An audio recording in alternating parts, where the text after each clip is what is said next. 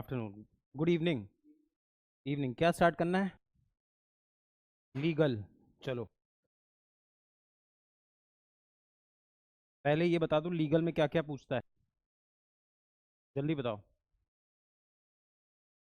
पहले तो ये बता दूं लीगल रीजन कितने मार्क्स की आएगी? 28 टू। ठीक है। इसमें हमको एक्यूरेसी कितनी लानी है? एक्यूरेसी कितनी लानी है? ऑलमोस्ट 90 to 95% क्वेश्चन हमें सही कर रहे हैं। If we are not not doing this, we are out of the race. दो चीज़ें। तीसरा, इसको हमें कितने मिनट्स में ख़त्म करना है? एग्जाम में हमें इसको कितना टाइम देना है? 40 मिनट्स। इसको लेके चलेंगे हम 35 मिनट्स। कितना? 35 मिनट्स हमारा ये टारगेट है। ठीक। इसके बाद देखो, इसमें सिलेबस में दो चीज़ें हैं। एक तो है कॉन्ट्रैक्ट लॉ। ठीक। फिर एक है टॉर्ट्स। ठीक। एक है कॉन्स्टिट्यूशन और एक है कौन सा बचा? क्या? Criminal laws. जब हम ये पढ़ लेंगे, ये चार चीज़ें, तो हमारा प्लान ए और प्लान बी का 100% कंप्लीट हो जाएगा। ठीक। और प्लान ए का लगभग 60%। अब इसका 40% कहाँ से आएगा? इधर एक टॉपिक आएगा मिसलेनियस लॉज। ठीक। समझ पा रहे हो? इसमें फैमिली लॉ, आईपीआर, ट्रेड, तीन चार चीज़ें पूछता है। सब दो दो घंटे के टॉपिक्स हैं। और यहाँ पे एक चीज़ और ऐड कर लो, करंट अफेयर्स किसके? लीगल के। ये है हमारा लीगल का सिलेबस। समझ में आया? ये चार चीज़ें पढ़नी है। चार चीज़ों के साथ हमारा 60% क्लैट टारगेट हो जाएगा, क्लैट एलिट। बाकी जो प्लान बी था, प्लान बी का 100% कंप्लीट हो जाएगा इससे। और मिसलेनियस लॉज और करंट अफेयर्स। ठीक। चलो, आगे आओ। अब देखो, पहले मुझे ये बताओ, what is law? Why do we need law?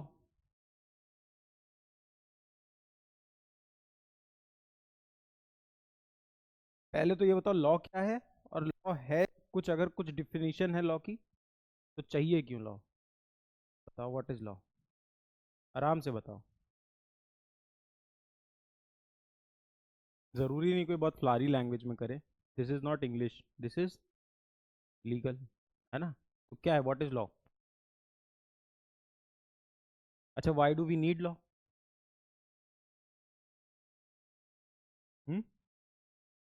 Legal what?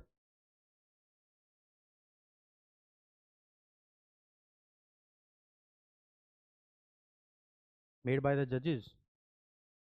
जजेस आर इंडिविजुअल्स। देखो, अब हम अपने आप को कौन से टाइम में लेके जा रहे हैं? Ancient times. जब क्या प्रिवेल करेगा सोसाइटी में? क्योस। क्योस मतलब कोई कुछ भी कर रहा है। ठीक। यहाँ पे एक कॉन्सेप्ट चल रहा है, माइट इज राइट। माइट मतलब समझते हो? जिसके पास जितनी ताकत होगी वो उतना सही। ठीक। और तीसरी चीज चलेगी, किंग के पास एक पावर है, डिवाइन राइट टू रूल। कौन सी पावर है? देखो, हम एंशियंट टाइम्स में है। ठीक, पुराने समय में है। पुराने समय में आदमी को कौन सी दो तीन चीजें चाहिए गुजारा करने के लिए? पैसा तो तब कॉन्सेप्ट ही नहीं आया है ना। पावर का क्या करेगा? बेसिक, एक आदमी खड़ा है जिसके पास कपड़े नहीं है, अब उसको क्या चाहिए?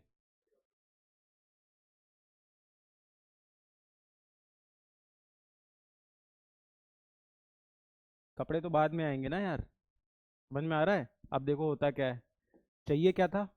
फूड। अब फूड कहाँ से आएगा? फूड का क्या सोर्स होगा?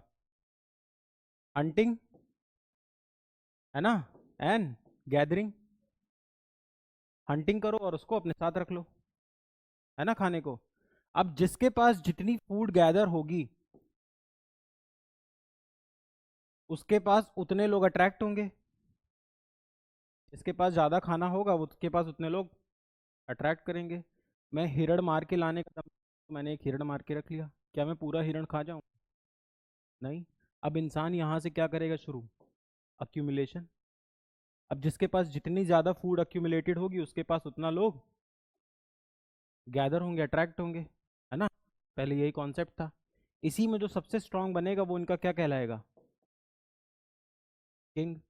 और किंग को कॉन्सेप्ट दे दिया गया डिवाइन राइट टू रूल, मतलब जो किंग बोल रहा है वही सही है। उसके पास भगवान ने ये राइट दिया है कि वो करे, यहां तक सब चलता रहेगा। अब मार्केट में ऐसे दो तीन पावरफुल लोग आ जाएंगे। एक आदमी थोड़ी पावरफुल रहेगा, कोई अकेला तो एक आदमी तो होगा नहीं जो हंटिंग गैदरिंग कर लेगा। मल्टीपल लोग होंगे। अब दो तीन लोग आ गए, अब क्या बढ़ेगा सोसाइटी में? और क्योस। समझ में आ रहा है क्योस मतलब? अराजकता। अराजकता होगी ना। यहाँ पे एक रूल है, अनस्पोकन रूल, मैंने जो तुमको बोला तुम कर रहे हो। अभी यहाँ सब इक्वली पावरफुल हो जाए, कोई इधर नाचेगा कोई उधर नाचेगा। समझ में आ रहा है? तो क्या होगा? क्योस। अब यहाँ से कॉन्सेप्ट आएगा किसका? कि जो रूल्स हैं उनको क्या कर दो? कोडिफाई। मतलब उस सोसाइटी में जितने लोग रहते होंगे वो आपस में और क्या बोलेंगे? यार रोज की मारकाट से अच्छा है कुछ क्या लिख देते हैं, कुछ रूल्स। उन रूल्स के हिसाब से सब लोग गवर्न होंगे। यहां तक समझ में आ रहा है? यहां तक समझ में आया? रूल्स के हिसाब से लोग गवर्न होंगे।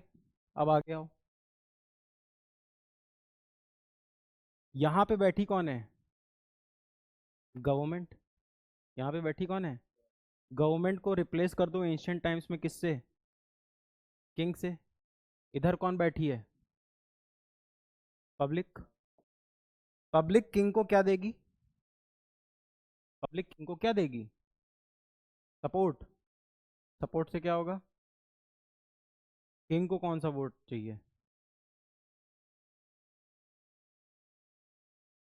टैक्स लेगा। पहले भी लेते थे। तुमने 20 किलो गेहूं किया, 2 किलो की मुझे दे जाओ, नहीं तो मैं 20 का 20 हड़प लूंगा। Might is right. Might is right. जो ज़्यादा पावरफुल होगा खींच लेगा, तो इसलिए मुझे कुछ अमाउंट ऑफ क्या दोगे तुम? टैक्स। बदले में किंग इनको क्या देता था?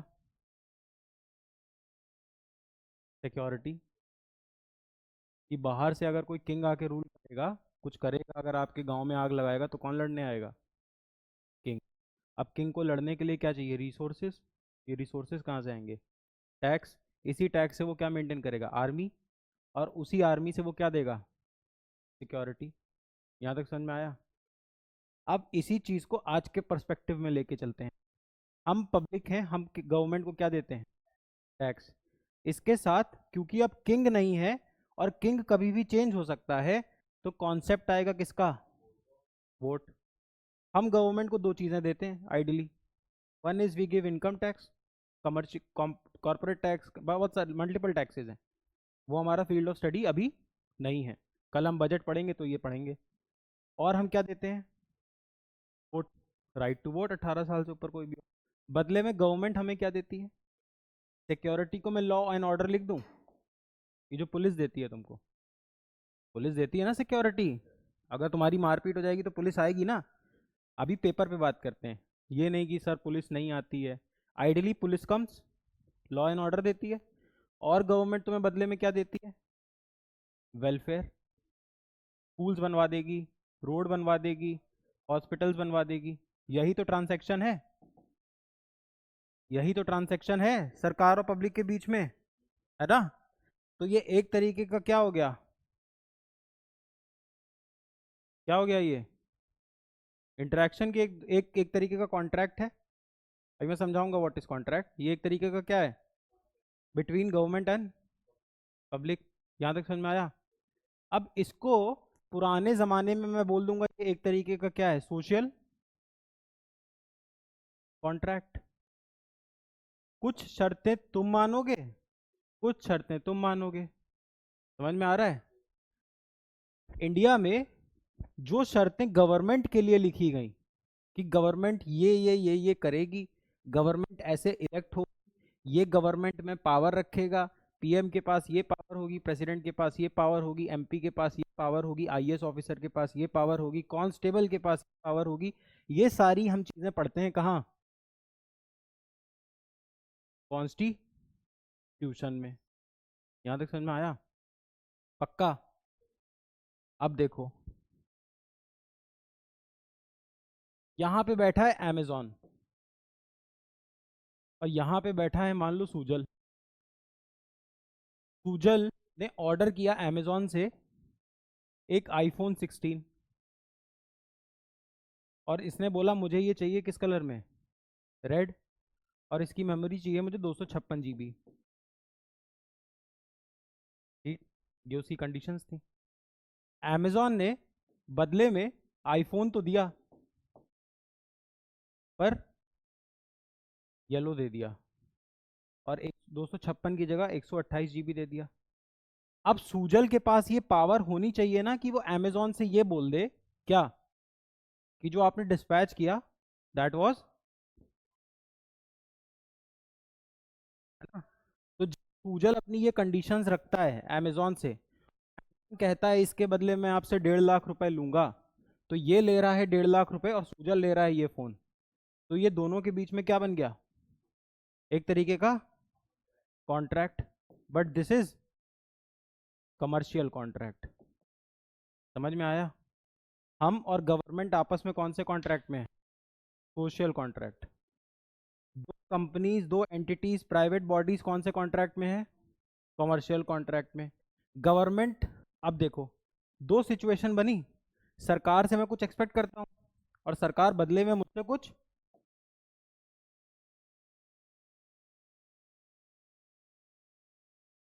गवर्नमेंट और ये पब्लिक, गवर्नमेंट क्या देगी? वेलफेयर और लॉ एंड ऑर्डर। ये क्या देगा? टैक्स और वोट, है ना? दोनों के बीच में कुछ शर्तें हैं। अब पब्लिक प्राइवेट में आते हैं, अमेजॉन और सूजल। एप्पल, सूजल क्या दे रहा है इसको? 1.5 लाख। अमेजॉन क्या दे रहा है? आईफोन 16। ठीक, अब दोनों में एक नियम बना रहे, सोसाइटी हमारी सिविलाइज्ड बनी रहे, ताकि जो चीज़ कमिट की जाए वो चीज़ हो, जो चीज़ कमिट की जाए वो चीज़ हो। उसके लिए हमें कुछ कोड करने की ज़रूरत पड़ेगी, कुछ शर्तें लिखने की ज़रूरत पड़ेगी, है ना? कि अमेजॉन आप ये नहीं कर सकते, सूजल आप ये नहीं कर सकते, गवर्नमेंट आप पब्लिक के साथ ये नहीं करोगे, पब्लिक आप गवर्नमेंट के साथ ये नहीं करोगी। वही क्या कहलाएगा? लॉ। समझ में आ रहा है? तो इससे अगर मैं ये कंक्लूड कर दूं इस देश में होने वाली हर एक चीज लॉ से चलती है तो तुम मानोगे? समझ में आ रहा है? पक्का? है ना? ठीक।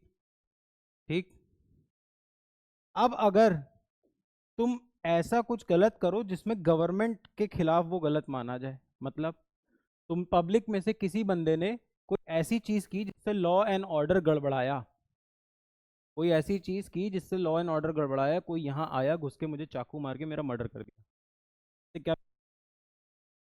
एक तो मैं, और दूसरा लॉ एंड ऑर्डर भी तो बिगड़ा। आसपास के लोग जो जितने बिल्डिंग में ऑफिस हैं वो डर जाएंगे कि कल मेरे साथ भी हो सकता था, किसी के साथ भी हो सकता है। और गवर्नमेंट ने किस चीज़ की गारंटी ली है? लॉ एंड ऑर्डर की। तो जो ये वाला सब्जेक्ट है ये कहलाएगा क्रिमिनल लॉ। ये क्या कहलाएगा? इसको हम पढ़ते हैं क्रिमिनल लॉ में। समझ में आ रहा है? गवर्नमेंट कैसे रेगुलेट होगी? गवर्नमेंट कैसे रेगुलेट होगी? क्योंकि अब कोई किंग नहीं है, हर 5 साल में वोट डलेगा। गवर्नमेंट के खुद के नियम कि गवर्नमेंट कैसे रेगुलेट होगी वो हम पढ़ते हैं कॉन्स्टिट्यूशन लॉ में। समझ में आ रहा है?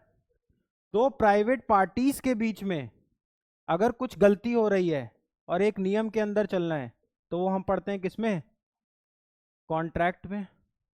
वो हम पढ़ते हैं कॉन्ट्रैक्ट में। अब यहीं पे देखो डिफरेंस है। जब सूजल गलती करेगा तो अमेजोन उस पर कुछ चार्ज कर देगा, या अमेजोन गलती करेगा तो सूजल उस पर केस कर देगा। जब मतलब तो कंपनसेशन मिलना है गलती करने पे, जो कोर्ट आपको कंपनसेशन दिलाएगी, ये गलती हुई है इसको पैसा। जब वो कंपनसेशन प्री डिसाइडेड होता है, वो सब्जेक्ट मैटर होता है कॉन्ट्रैक्ट का। और जब कंपनसेशन पहले से डिसाइडेड नहीं होती, वो है टॉर्ट्स। हमें यही चार चीजें पढ़नी है। बेस समझ में आया? समझ में आया? नीड क्या है लॉ की, समझ में आई?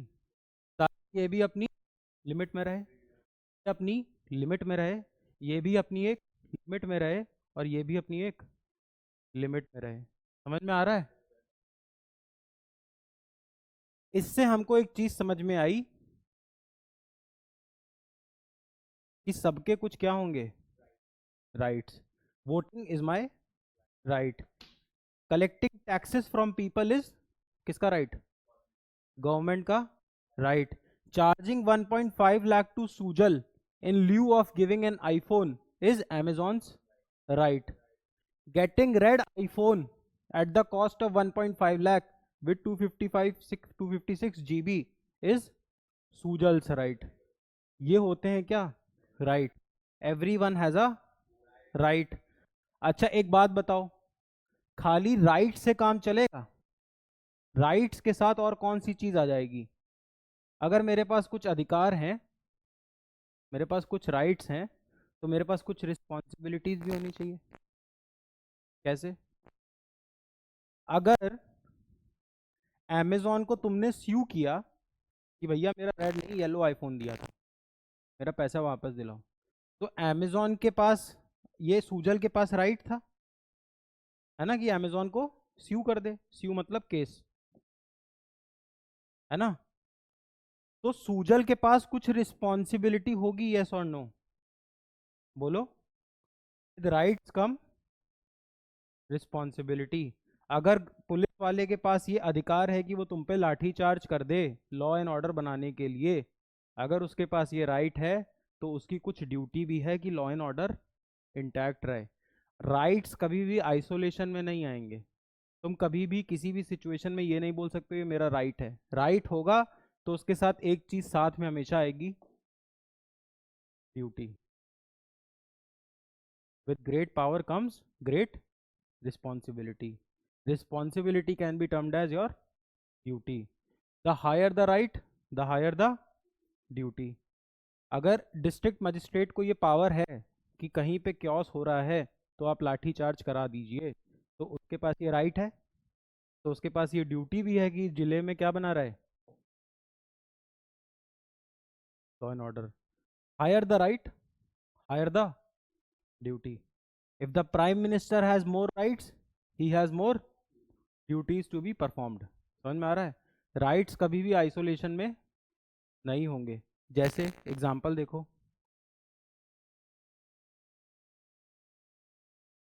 एक मैरिज लॉन है या एक रिजॉर्ट है, जहाँ पे गाने बज रहे हैं बहुत जोर जोर, जहाँ पे गाने बज रहे हैं बहुत बहुत जोर जोर, और मेरा है कल एग्जाम। अब सुप्रीम कोर्ट की एक रूलिंग है कि 10 बजे के बाद 1 डेसिबल के ऊपर गाना नहीं बजेगा। वो हम धीरे धीरे सीखेंगे। तो ये मेरा क्या था, मैंने पुलिस में फ़ोन किया और बोला सर यहाँ फला फला जगह पे इतनी ज़ोर गाने बज रहे हैं and I have my exam tomorrow, this is my right, please गाने बंद करें। ये मेरा राइट है। पर अगर मैं यही चीज़ मैं करूं, मतलब अगर मैं मैरिज लॉन का ओनर हूं, तो मेरी ये ड्यूटी भी है ना कि 10 बजे के बाद गाने ना बजे। अगर आपका कहीं राइट ब्रीच हो रहा होगा, तो वहां पे किसी की ड्यूटी भी होगी। आइसोलेशन में कभी भी राइट नहीं होगा। अगर कोई राइट है तो उसके साथ एक ना एक ड्यूटी अटैच होगी। जैसे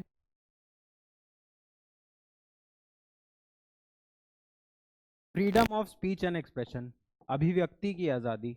इस देश में मुझे कुछ भी बोलना फ्रीडम है, कुछ एक्सेप्शन हैं वो हम डिटेल में पढ़ेंगे कॉन्ट्रैक्ट उसमें कॉन्स्टिट्यूशन। अगर मेरे पास राइट है किस चीज़ का, स्पीच का, एक्सप्रेस करने का, तो मेरे पास मेरी ये ड्यूटी भी है कि अगर कोई और अपना ये राइट परफॉर्म कर रहा है तो मैं सुनूं। समझ में आ रहा है? अगर राइट है तो ड्यूटी भी है। समझ में आ रहा है? जैसे मुझे, अगर ये मेरा राइट है कि मैं हवा में अपना छाता ऐसे ऐसे घुमा लूं, राइट है मेरा, मेरा छाता है मैं घुमा लूंगा, है ना? पर ये मेरी ड्यूटी भी है कि किसी और की नाक पे ना लगे। समझ में आ रहा है? राइट के साथ कौन सी चीज़ आएगी साथ में? ये हेड्स और टेल्स का कॉन्सेप्ट है। अगर राइट है तो 100% वहाँ पे ड्यूटी है। समझ में आ रहा है? पक्का?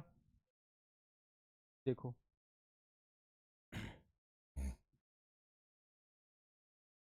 एक चीज़ समझो, अभी हम कौन से टाइम में हैं? एंशियंट। तभी तो बेस बनेगा। आ रहा है? अब मान लो मुझे किसी ने कुछ क्या दिया, offer.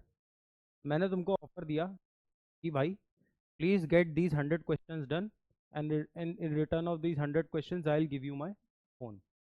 I give you an offer, you accepted it.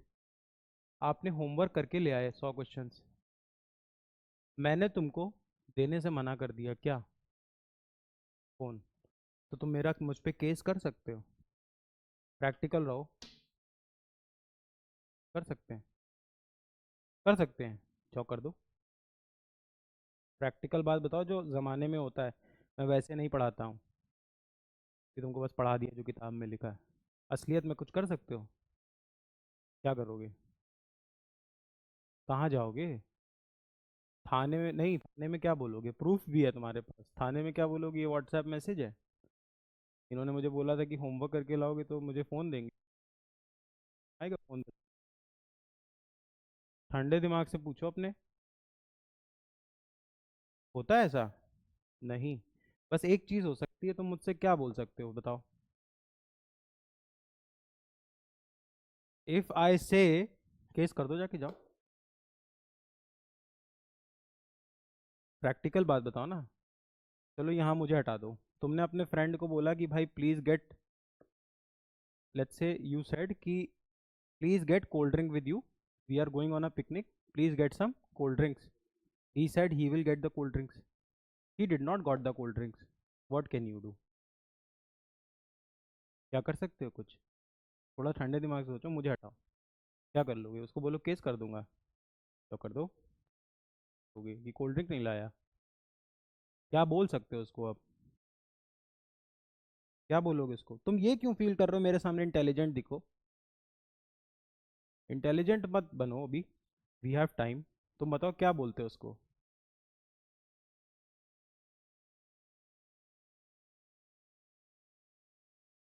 तुम उसको सिंपल एक बात बोलोगे, भाई तुमने अपना प्रॉमिस तोड़ दिया, यही तो बोलोगे। अब मैं भी नहीं करूंगा, वो भी नहीं करूंगा, वो तुम्हारा चैप्टर है। एक लाइन बोलोगे भाई प्रॉमिस तोड़ दिया, यही तो तुम।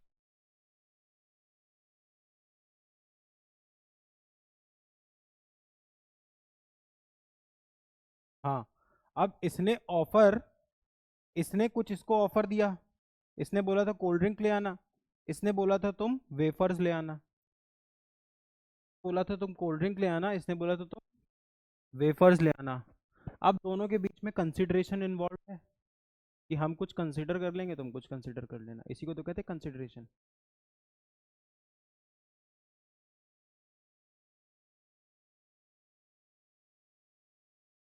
अब मान लो जब कंसिडरेशन था और प्रॉमिस भी इन्वॉल्व थी, तो उसको मैं ये कह सकता हूँ कि अग्रीमेंट है। मतलब अब मैं उसको बोल सकता हूँ भाई मैं कोल्ड ड्रिंक लाया, but you did not gate wafers, तो तुम ये बोल सकते हो भाई तुमने अग्री किया था यार, तुमने अग्रीमेंट तोड़ दिया दोस्त।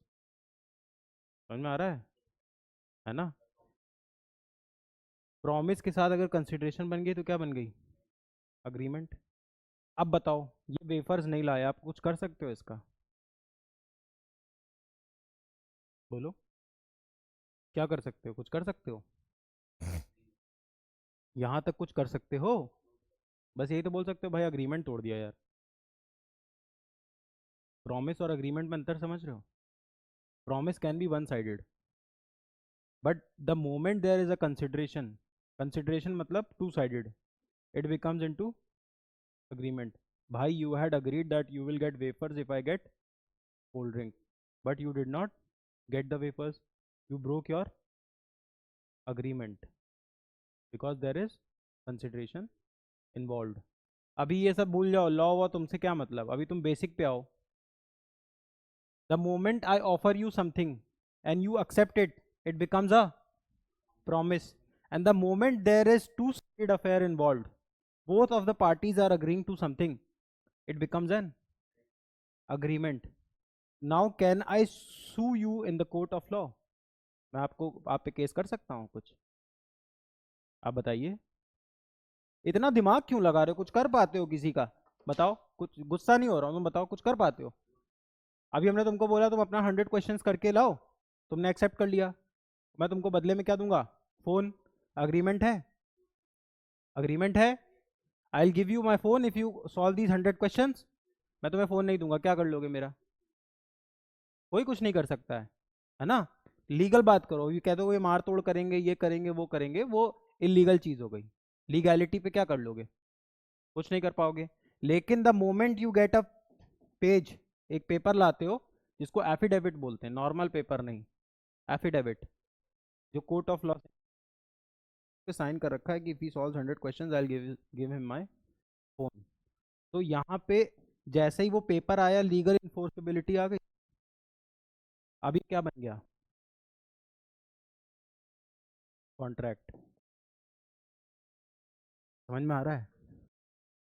There are how many stages for an agreement to become a contract? How many stages are involved for an agreement to become a contract? Hmm. One step. How? Offer. If an offer has become a promise, it has to be accepted. If an offer has to become a promise, it has to be accepted. The moment I say I do not accept it, it does not become a promise. है ना? आप तुम्हारे 100 question करके तुम मुझसे कहते हो phone दे दो, किस बात का फोन? तुम मुझसे ये भी नहीं कह सकते ना आपने प्रॉमिस किया था, कहाँ प्रॉमिस किया था? बोल रहे थे ना अपने मन से, तुम ऑफर दे रहे थे मैं 100 क्वेश्चन करूंगा, फोन दे दीजिएगा. था? नहीं तो ये कहाँ रह गया? बस, मैंने कहा कि नहीं मैं दे दूंगा phone. I agreed upon it. There was a consideration involve. You are giving me 100 question, I was giving you my iPhone, मान लो जो भी है, ठीक? तो ये क्या बन गया? अब तुम बोल सकते हो सर आपने अग्री किया था, यही तो कर सकते हो मेरा. और क्या करोगे कि सर आपने अग्री किया था कि if I solve 100 question you will give me my phone, but मैंने क्या ब्रीच कर दिया आपका? अग्रीमेंट. प्रॉमिस समझ में आ रहा है? प्रॉमिस और अग्रीमेंट में डिफरेंस क्या है? अग्रीमेंट और प्रॉमिस में डिफरेंस बताओ.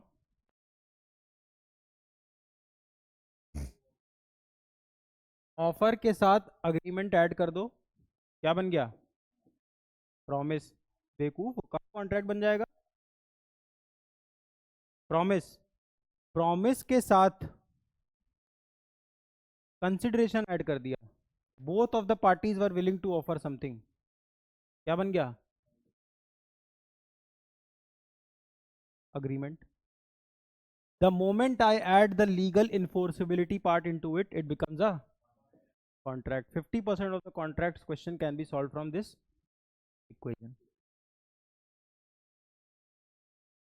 Your dad promises you to give a red bike if you score 90%. You score 90%, your dad refuses to give you a bike. Can you sue him in the court of law? Why? It's an agreement, or is it a promise? बताओ, is it a promise or a agreement? क्यों?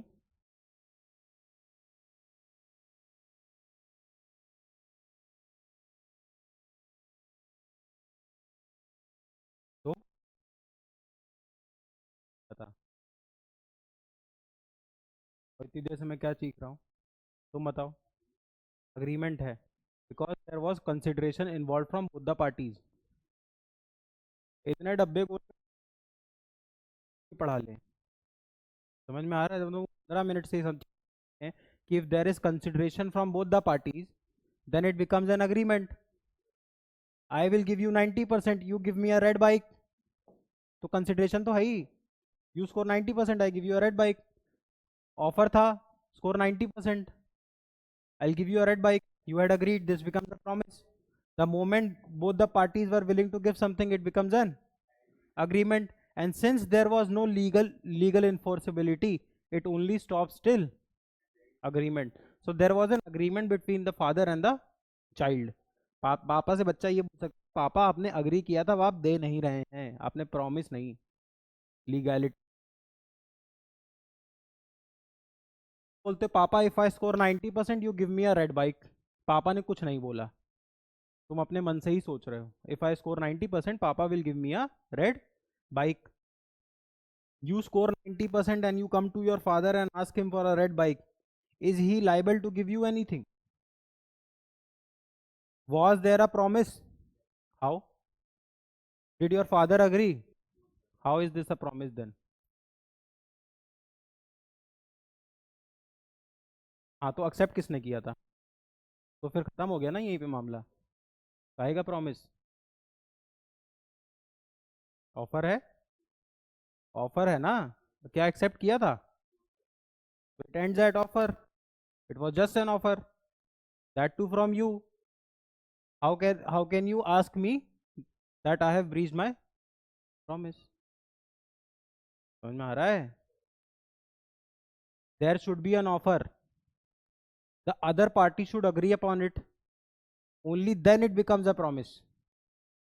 The moment both the parties are willing to give something, it becomes a consideration. जैसे ही ये angle add होगा, it becomes.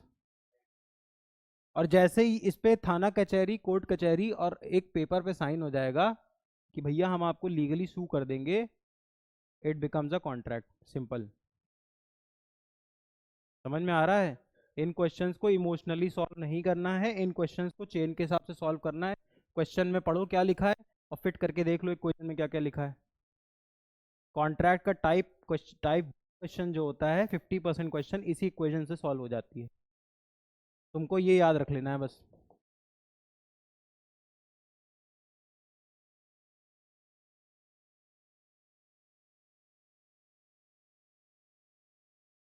समझ में आया? क्या समझ में आया?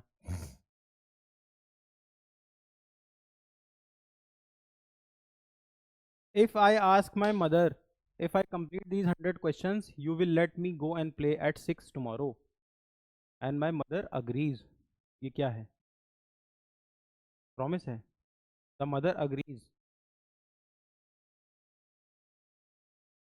I ask my mother, if I solve these 100 questions you will let me go and play tomorrow at 6। ये क्या है? I offered her 100 questions. She agreed upon it. This becomes a promise. Since there was a consideration involved that the boy will solve 100 questions, in lieu of it, the mother will let him play. So there was consideration involved. It becomes an agreement. यही चीज मैं अपनी mother से sign करवा लूं, then it becomes a contract. समझ में आ रहा है? पक्का? ये इक्वेशन पहले पढ़ी थी कभी? हाँ, तो कैसे सॉल्व करते थे वाले questions? Offer, acceptance, promise, confusion होता था? क्यों? समझ में आ रहा है ये चीज? हाँ। चलें आगे, जल्दी बताओ। Hmm. Hmm. Hmm. Hmm. Hmm. It becomes a promise.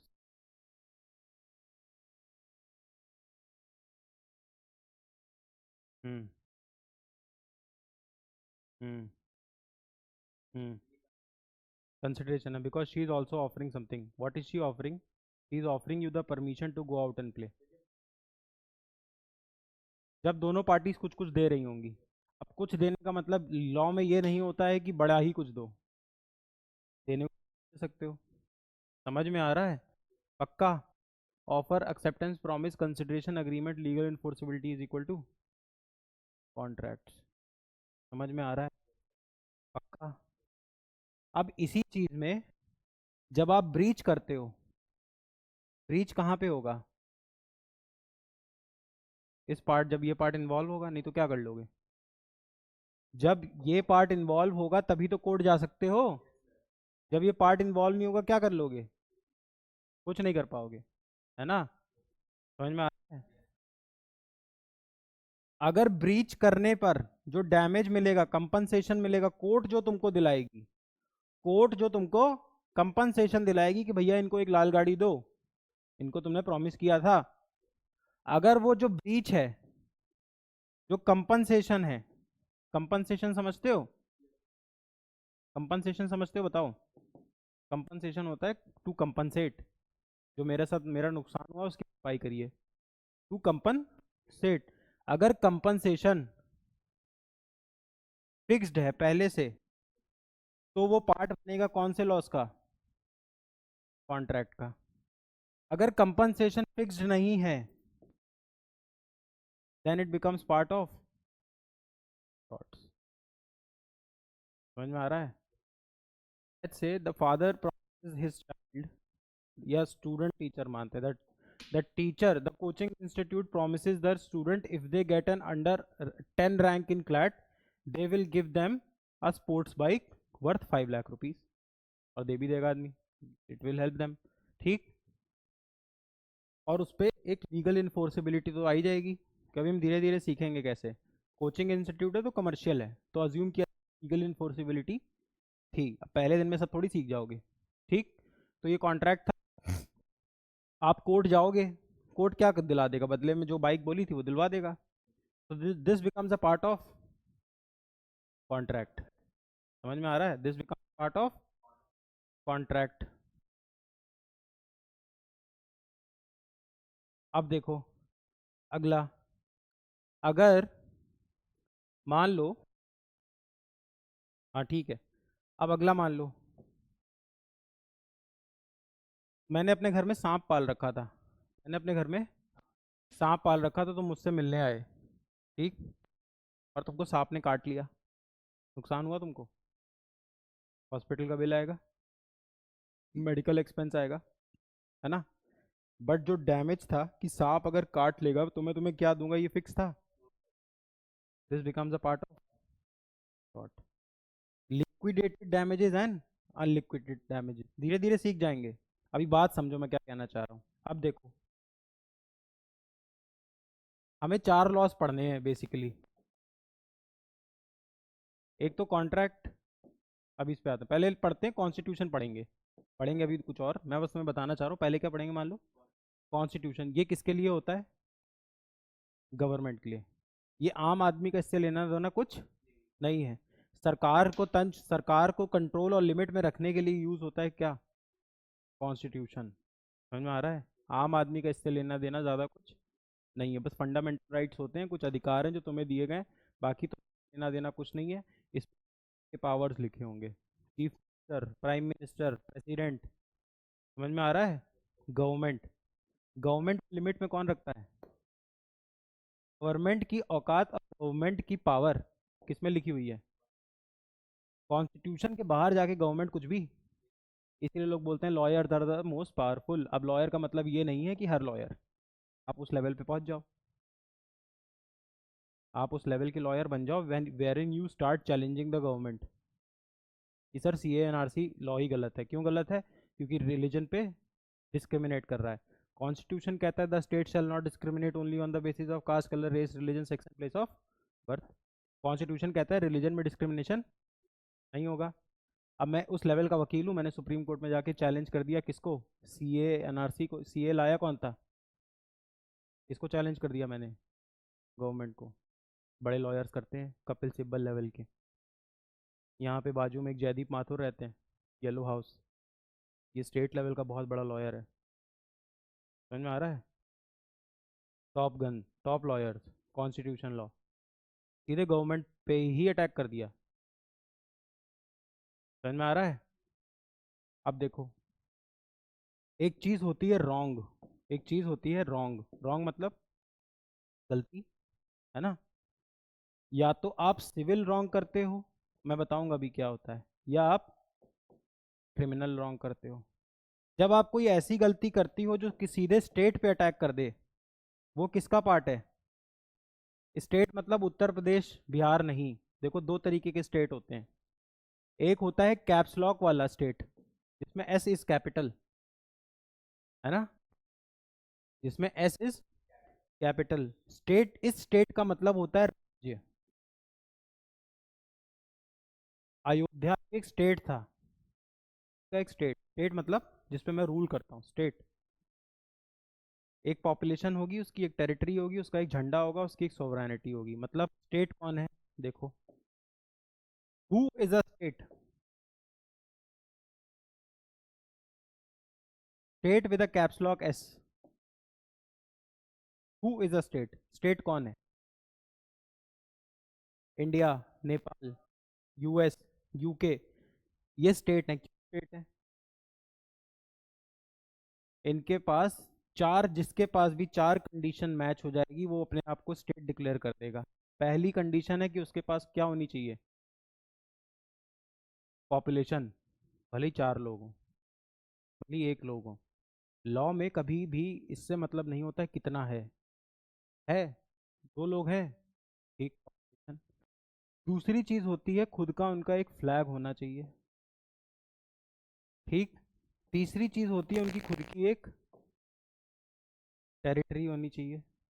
और चौथी चीज होती है वो सोवरेन होना चाहिए। सोवरेन मतलब वो अपने सारे फैसले खुद लेने का दम रखे। अब एक बात बताओ, ये स्पेस है, ठीक है, ये स्पेस है, यहाँ पे सोवरेन कौन है? मैं। मान लो इस स्पेस का सोवरेन कौन है? लेकिन टेक्निकली कौन है? गवर्नमेंट। मैं यहाँ किडनैप करके ले आऊँ किसी को? ला सकता हूँ?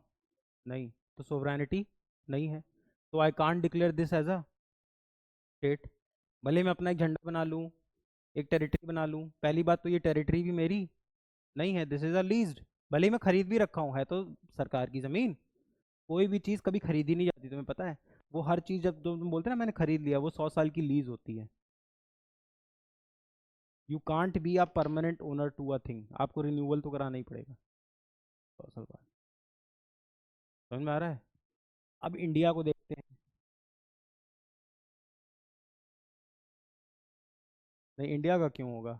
इंडिया तो स्टेट है ना, पॉपुलेशन है इंडिया के पास, फ्लैग है, टेरिटरी है, सोवरेन है, अपने फैसले खुद लेता है इंडिया। तो India is a, assuming Pakistan,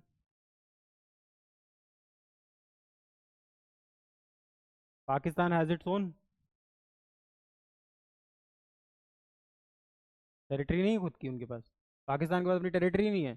territory मतलब क्या होता है? जोग्राफिकल, जोग्राफिकल लोकेशन, टेरिटरी, उसकी जगह, है ना भाई, खुद की जगह।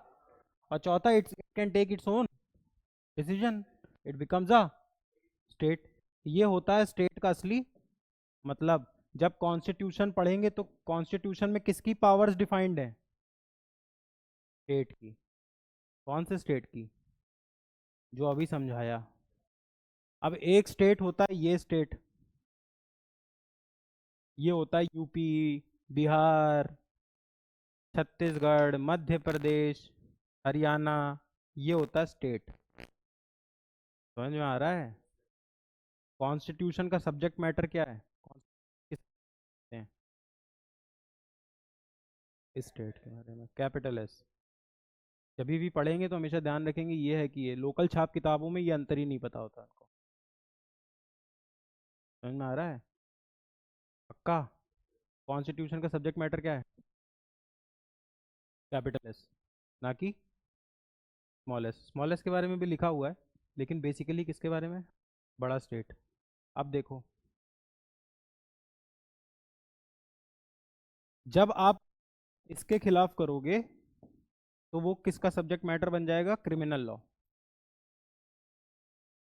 अब तुम्हारे दिमाग में क्वेश्चन आएगा कैसे? मान लो मेरा किसी ने मर्डर कर दिया, मर्डर तो मेरा हुआ है ना, लेकिन मुझे लॉ एंड ऑर्डर देने की जिम्मेदारी किसकी थी? स्टेट की। अब हम गवर्नमेंट नहीं बोलेंगे, हम state बोलेंगे। गवर्नमेंट तो लेमैन बोलेगा, state बोलेंगे। स्टेट बड़ा टर्म है, गवर्नमेंट एक बहुत छोटा टर्म है इसके आगे, ये बहुत बड़ी चीज़ है। सरकारें आएंगी जाएंगी, government will keep on changing, the state will not change. Friends समझ पा रहे हो? The government will keep on changing, Modi government, Nehru government, Vajpayee government, ये government, I K Gujral government, Mamata Banerjee government, but state will remain. हमें स्टेट के पर्सपेक्टिव से पढ़ना है। जो बड़े लॉयर्स हैं वो गवर्नमेंट गवर्नमेंट थोड़ी समझते हैं, वो तो सोचते हैं स्टेट के खिलाफ कर दो केस। कोई थोड़ी देखते हैं मोदी जी बैठे हैं। समझ में आ रहा है? This is a permanent thing. इसकी पावर्स, इसकी लिमिट्स कहाँ लिखी हैं? कॉन्स्टिट्यूशन में। अगर मेरे खिला अगर ऐसी कोई क्राइम करते हो जिसमें ये इन्वॉल्व हो जाएगा, तो लॉ एंड वो पार्ट बनेगा किसका? क्रिमिनल लॉ का। ठीक। लेकिन अगर दो प्राइवेट पार्टीज के बीच में कुछ गलत हो रहा है, हमने तुम्हारी जमीन हथिया ली, मैंने, समझ में आ रहा है? समझ में आ रहा है? मैंने तुम्हारे साथ इंडिविजुअली कुछ गलत कर दिया, अमेजोन ने तुम्हारा फ़ोन नहीं दिया, ये सारी चीज़ें किस में आएंगी? Civil wrong. कैसा रॉन्ग? हाँ, ये होगा सिविल रॉन्ग। सिविल रॉन्ग में हमें दो दो लॉ पढ़ने हैं, एक पढ़ना है टॉर्ट्स और एक कॉन्ट्रैक्ट। स्टेट के लिए हम पढ़ेंगे कॉन्स्टिट्यूशन, और जब लॉ एंड ऑर्डर वाली चीज़ आएगी तो हम पढ़ेंगे क्रिमिनल। बस ये चार खत्म। बहुत टाइम नहीं लगना है इसमें, 10 12 15 घंटे एक बार में सब कुछ कंप्लीट। इसके बाद क्या बचेगा? Current affair, which is a regular process. और क्या बचेगा? Miscellaneous laws. ये बहुत छोटा है, सबको पता है। समझ में आया? अब स्टार्ट बताओ कहाँ से कर दिया जाए? शॉर्ट से करें? शॉर्ट से करें? बोलो, जल्दी बताओ। चलो लिखना पहले लिखो। Introduction to law of tort. Introduction to law of torts.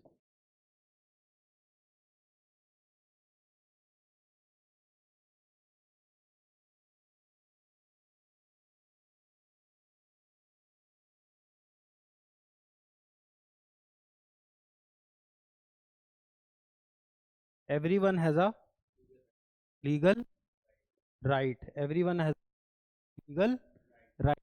Legal right का हम आज से दूसरा नाम रखेंगे स्टैट्यूटरी राइट। आज से हम लीगल राइट का दूसरा क्या रखेंगे? Statutory right. पहले यहाँ समझ लेंगे राइट्स कितने तरीके के होते हैं। बोलो। एन नंबर ऑफ तरीके के हो सकते हैं, मल्टीपल तरीके के।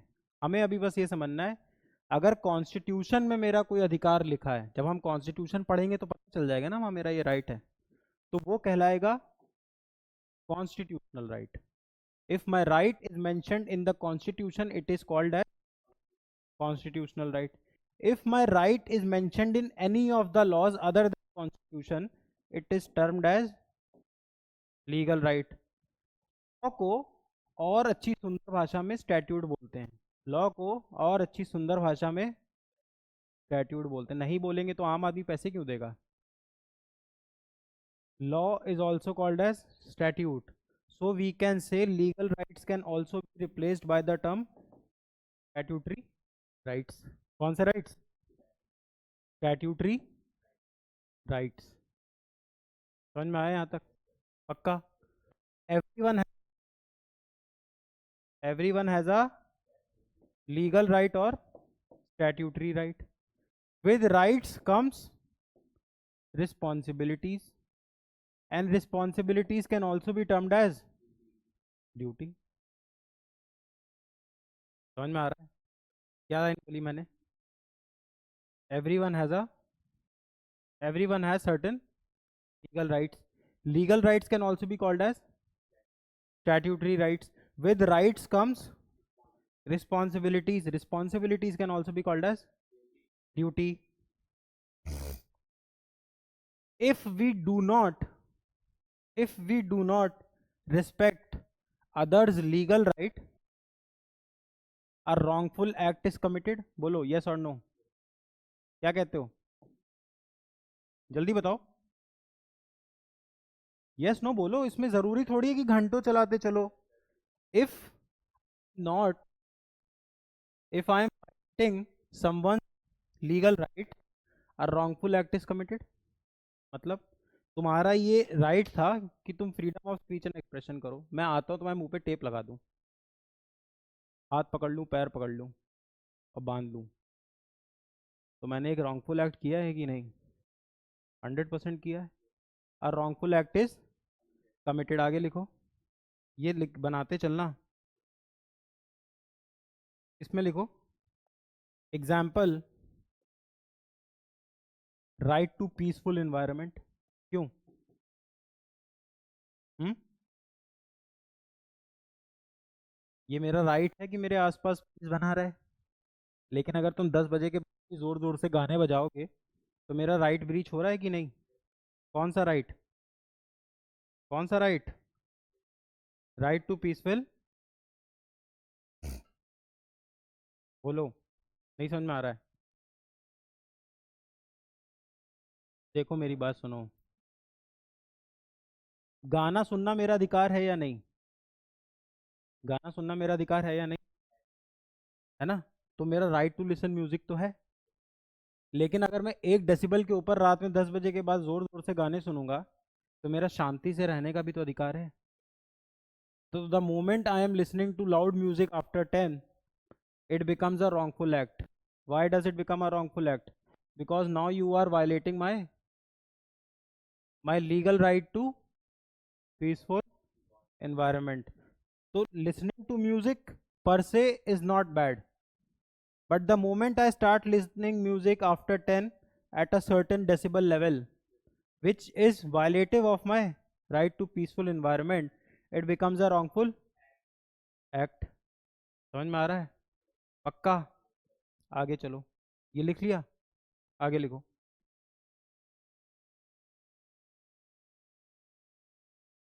the word taught the word taught has been derived from the Latin word.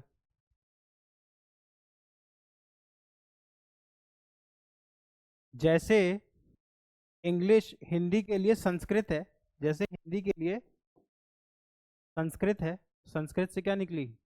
Hindi. वैसे इंग्लिश के लिए लैटिन है. जैसे हिंदी के लिए संस्कृत है, इंग्लिश के लिए लैटिन है. ग्रीक नाम का एक देश है ग्रीस, ग्रीस में एक भाषा थी, स्कूल थे. समझ में आ रहा है? तो द वर्ड टॉट has been derived from a Latin word. लिखो टॉटम. टॉटम. टॉटम का मतलब क्या होता है? Twisted, crooked. Twisted, crooked. Plan B में पूछता है. ट्विस्टेड, क्रुकेड, रॉन्ग और अनलॉफुल. अभी इससे पहले वाले पेज में मैंने क्या बताया? The moment I am breaching someone's legal और statutory right, it becomes a wrongful act. It becomes a wrongful act. Wrongful को टॉटम भी तो बोल रहे हैं. टॉटम के 4 नाम: ट्विस्टेड, क्रुकेड, रॉन्ग और unlawful. The moment I commit a wrongful act, the moment I commit a wrongful act, it becomes a totem. and totem का दूसरा नाम टॉट. तो इसमें हम स्टडी किसकी करेंगे? रॉन्गफुल एक्ट्स की. रॉन्गफुल एक्ट्स की. समझ में आ रहा है टॉट्स का? टॉट्स में पढ़ना क्या है? आगे लिखो. The law of taught is not an Indian concept but a British concept.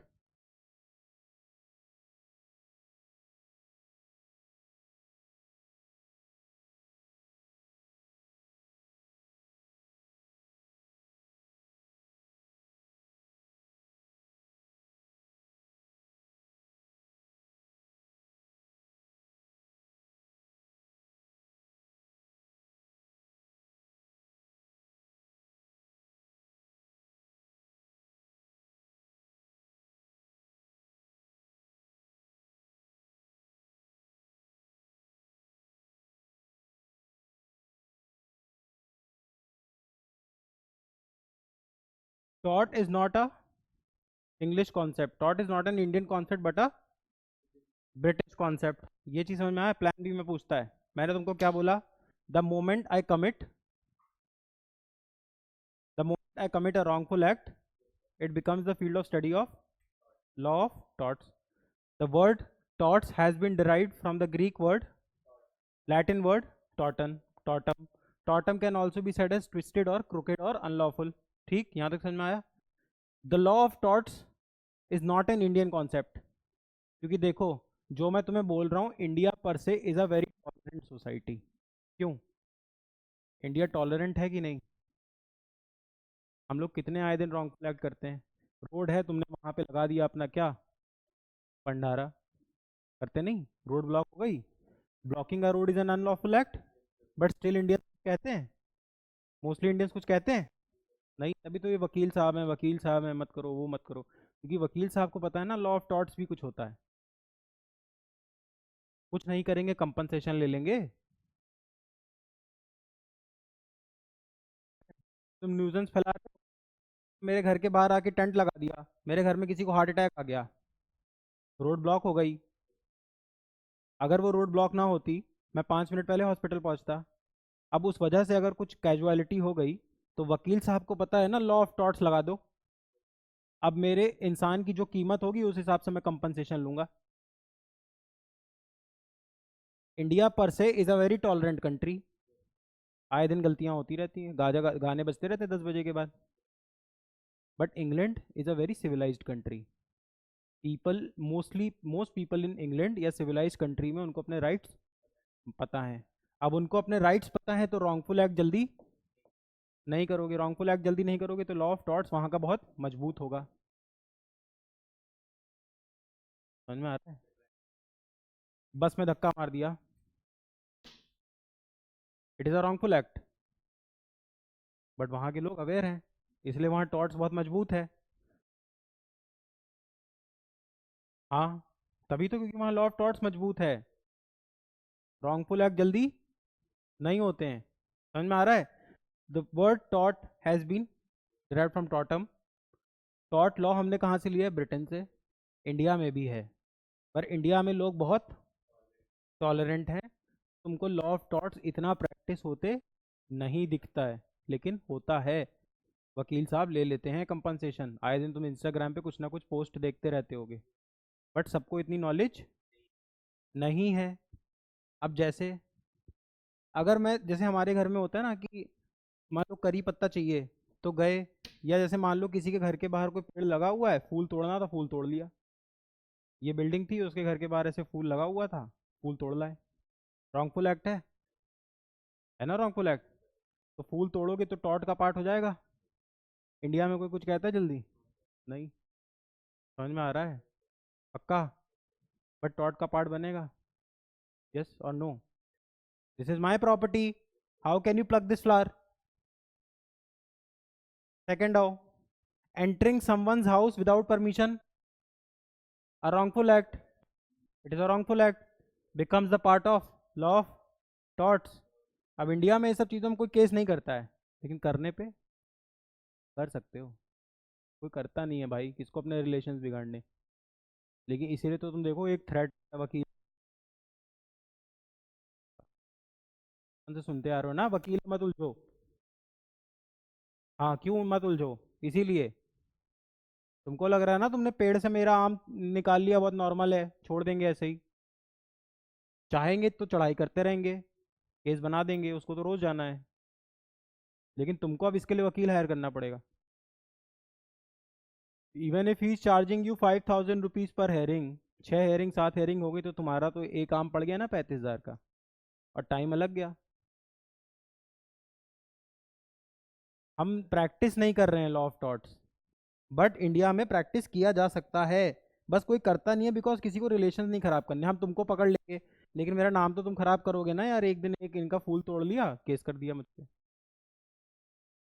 India अलग तरीके से काम करता है। इंडिया में पॉपुलेशन इतना ज़्यादा है ना, बट ब्रिटेन वगैरह में नहीं है।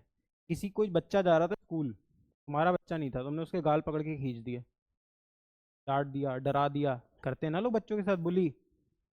bullying a kid is a part of is a wrongful act. It is part of torts. अब ऐसे हम लोग सुनने में क्या हम लोग को लगता है कि किसी बच्चे के गाल नोच दिए तो कुछ गलत थोड़ी किया, ये तो लगता है।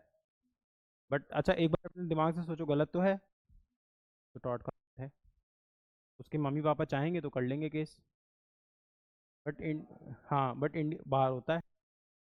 बट इंडिया पर से is a very tolerant country. मैं इसलिए समझा रहा हूँ क्योंकि जब तुम केस पढ़ोगे तो तुम सोचोगे ये कैसे कैसे केसेस हैं। इंडिया इतना मजबूत अभी नहीं है लॉ ऑफ टॉर्ट्स में, लेकिन धीरे धीरे जैसे जैसे सिविलाइज्ड हो रहे हैं तुम देखना लॉ ऑफ टॉर्ट्स बढ़ता जाएगा। अच्छा एक बात बताओ, तीन ये सारे पॉइंट्स नोट कर लिए। एक चीज़ देखो, क्या लॉ ऑफ टॉर्ट कोडिफाई किया जा सकता है? कोडिफाई समझते हो? कोडिफाई मतलब कोड, कोड मतलब एक जगह लिख दूं कि ये टॉर्ट है, ये टॉर्ट है, ये टॉर्ट है, ये टॉर्ट नहीं है। तो किया जा सकता है टॉर्ट के साथ? नहीं। कौन डिसाइड करेगा? Decided by courts. एक लाइन में कंक्लूड कर दूं कि law of torts cannot be codified. Why cannot be codified? अब जैसे क्रिमिनल लॉ है, कोडिफाई किया जा सकता है कि चोरी करने का मतलब ये होगा, चोरी करने का मतलब ये होगा, रेप का मतलब ये होगा, किडनैपिंग का मतलब ये होगा। मैं कोडिफाई कर सकता हूँ। वाई सो? डिपेंड्स अपॉन कि किस टाइप के आदमी के साथ क्या हुआ। मान लो मैं घर में खड़ा हुआ था, ये कोई घर है, ये उसकी बैल्कनी है, वेरेंडा है, मैं यहाँ खड़ा हुआ था, यहाँ पे तुमने पॉट रखा था एक, ये पॉट मेरे सर पे गिर गया और मुझे चोट लग गई। इज अ रॉन्गफुल एक्ट और not? It is a wrongful act. आप ये रख रहे थे तो ये आपकी नेग्लिजेंस थी। हिंदुस्तान में कोई कुछ करता है? ब्रिटेन में तो इतने में क्या करेगा तुम समझ लो। अगर 50,000 का खर्चा आया होगा ना, 5 लाख मांग लेगा कंपनसेशन, मेरा खपड़ी फूट गया। Law of thoughts. अब ये ऐसे एग्जाम्पल जब होंगे, ऐसी चीज़ें होंगी तो मैं इसको एक जगह लिख सकता हूँ, ये तो डिसाइड करेगा। जैसे ब्रिटेन का एक केस है, वो मैकडी से कुछ लेके आया था कोई बंदा, और उस वो इतना गर्म था कि उसकी वजह से उसके थाइस जल गए गिरने पर। तो उसको शायद $1 या $2 मिलियन कंपनसेशन दिलाया। क्यों दिलाया? क्योंकि और मैकडी एक एग्जाम्पल सेट हो कि इतनी बड़ी है ना, कॉशन रखेंगे। अब जब ऐसी चीजें, ये तो मतलब मैं ये कह सकता हूँ tort as a law evolve करता रहता है। Tort as a law evolve करता रहता है। नहीं समझ में आ रहा है? इवॉल्व मतलब वो बढ़ता रहता है। इवॉल्व मतलब बढ़ता रहता है, आगे चेंज होता रहे। यू नेवर नो, कल कोई चीज़ शायद टॉर्ट के लिए हो जाए। मान लो, let's say if I am working here as an employ, if I am working here as an employee, I get come here and sit on this chair, और ये चेयर पहले से टूटी हुई थी जिस वजह से मैं गिरा, और गिर के मुझे ऐसी इंजरी हुई जिसमें मेरे 20-25 हज़ार रुपये लग गए। This was a wrongful act on part of the coaching, है ना? तो I can sue them under law of torts. अब ऐसी चीज़ों को मैं कोडिफाई करूँ, ऐसी चीज़ों को एक किताब में लिखा जा सकता है? नहीं लिखा जा सकता है। To be decided by the court. Court ये डिसाइड करते वक्त देखेगा कि कोचिंग का रेवेन्यू कितना था, जो बंदे को चोट लगी वो कितना कमाता है, तब वो डिसाइड करेगा कि इनको कंपनसेशन किया जाए। समझ में आ रहा है? Hence I can conclude the law of tort can never be code. The word torts का सब्जेक्ट एरिया क्या है? Study of wrongful acts. The word torts has been derived from the word tortum. Tortum means twisted, crooked और unlawful, wrongful acts, है ना? Torts has been borrowed from Britain, British concept, वहाँ पे tort बहुत powerful है। Tort is an ever evolving thing. Tort is an ever evolving thing। क्यों? Change होता रहता है। समझ में आ रहा है? यहाँ तक समझ में आया? टॉट कौन सी लैंग्वेज से? वर्ड, दैट वर्ड टॉट has been borrowed from which language? हाँ, लैटिन की, लैटिन। इसके बाद लिखो, बताओ। वो कम कॉन्ट्रैक्ट में आ जाएगा, मतलब कैसे? मान लो मैं स्वीट शॉप चलाता हूँ, मैंने स्वीट शॉप के लिए किसी से शुगर का ऑर्डर लगाया, दिवाली पे मुझे बेचना था, दिवाली अज्यूम करते हैं 2 नवंबर थी। मैंने शुगर जो मुझे देता था उसको मैंने बोला था मुझे 25 अक्टूबर तक 100 किलो चीनी दे देना। 100 किलो चीनी नहीं दोगे तो मेरी सेल नहीं हो पाएगी और मुझे इतना ज़्यादा नुकसान हो जाएगा। तो अब देखो, इसने मुझे शुगर 25 को नहीं दी, तो अब ऐसी जगहों पे मैं कॉन्ट्रैक्ट करता हूँ। इंडिया में देखो लॉ इतने मजबूत नहीं है, लेकिन जो अच्छी कंपनीज है, जैसे मान लो रिलायंस है, रिलायंस ट्रेंड्स है, रिलायंस ट्रेंड्स कपड़े बेचती है, कपड़े बनाती नहीं है, बनाता कोई और है। वो कभी समझाऊंगा क्या कह रहा हूँ। उसने वाइट शर्ट्स का ऑर्डर लगाया कि भैया मुझे 100 शर्टें चाहिए 20 अक्टूबर तक, तो नवंबर को दिवाली है, अगर आप नहीं दोगे मुझे इतना कंपनसेशन लूंगा। यहाँ पे जो कंपनसेशन था वो पहले से डिसाइडेड था, यस और नो? डिसाइडेड था ना, कि भाई मुझे इतना नुकसान लगेगा, अगर नहीं दिया तो मैं इतना पैसा लूंगा। द कंपनसेशन डिसाइडेड पहले से ही। So this becomes a part of contract law. But tort में क्या कंपनसेशन पहले से डिसाइडेड है? Is the compensation decided in law of contract? No, hence it becomes a part of law of tort. This will be decided by court of law. But इस case में क्या decided थोड़ी है, तो पहले से था कि if you will not deliver me shirts on 20 October I will take you in court and I will sue you. तो मुझे जो भी नुकसान होगा 100 शर्ट्स का मैं आपसे लूंगा। तो this becomes a part of contract. If the damages are not pre-decided, if the damages are not pre-decided, if the compensation is not pre-decided, and if any civil wrong happens, then it becomes a part of torts. If the compensation is decided, if the compensation is pre-decided, पहले से decided थी, then it becomes the subject matter of right. दोनों में difference समझ में आ रहा है? Both are civil wrongs. Both are civil wrongs. बस इसमें compensation decide होती पहले, इसमें compensation पहले नहीं होती। तो law of torts is an ever evolving law, change होता रहेगा। taken from a British concept, derived from the word tortum, Latin word tortum, tortum means twisted or crooked or unlawful। यहाँ तक समझ में आया? अब अगर मैं तुमसे एक लाइन और बोलूँ कि लॉ ऑफ टॉर्ट्स प्रेसिडेंट्स पे चलता है, लॉ ऑफ टॉर्ट्स प्रेसिडेंट्स पे चलता है, इसका क्या मतलब है? Presidents,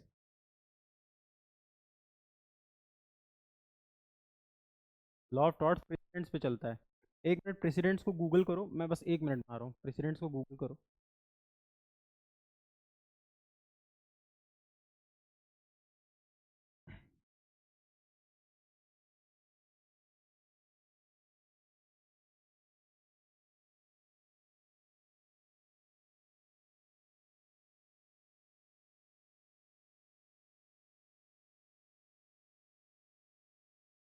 what do we understand by the term presidents?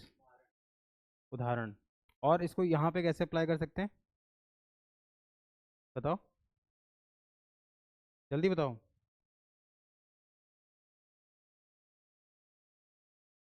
पहले के कुछ प्री डिसाइडेड केसेस होंगे जिसपे मैं आपको पकड़ लूंगा, मतलब समझ पा रहे हो?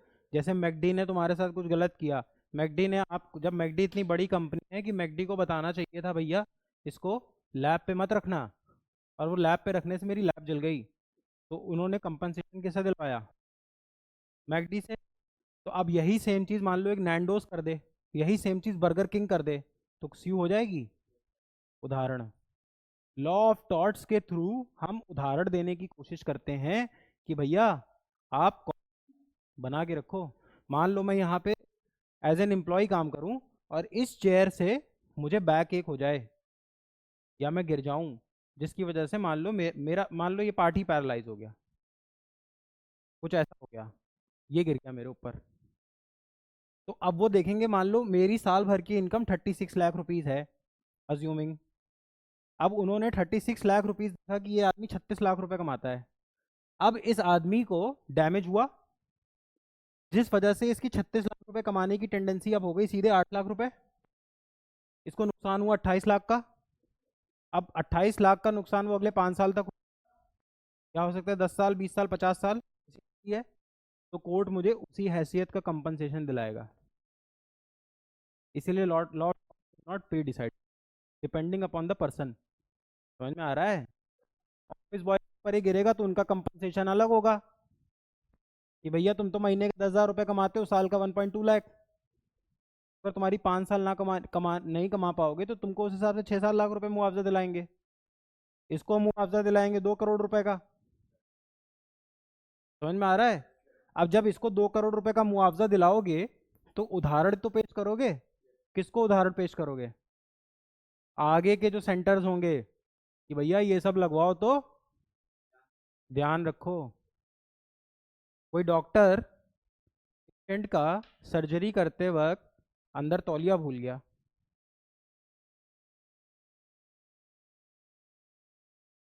Wrongful act. अब इसका कंपनसेशन प्री डिसाइड कर सकते थे, hence become a part of टॉट। पहले तो देखो, दो इंडिविजुअल्स हैं, it is a civil wrong. Two individual civil wrong. उसने अंदर टावल छोड़ी तो रॉन्गफुल एक्ट।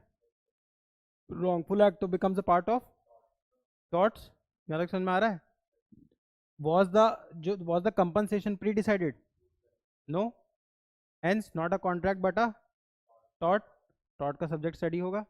अब देखा वो कोई बहुत वीआईपी है, उस टॉवल की वजह से उसकी एफिशिएंसी कम हो गई। He was earning 50 lakh, let's say he was earning 1 crore a year. उसको नुकसान हुआ तो उसको कंपनसेशन शायद 10 करोड़ दिलवाते। किससे? डॉक्टर और हॉस्पिटल से। उससे वो क्या करेगा, एक प्रेसिडेंट सेट किया किसके लिए? डॉक्टर्स और हॉस्पिटल कि while you are performing the surgery please take.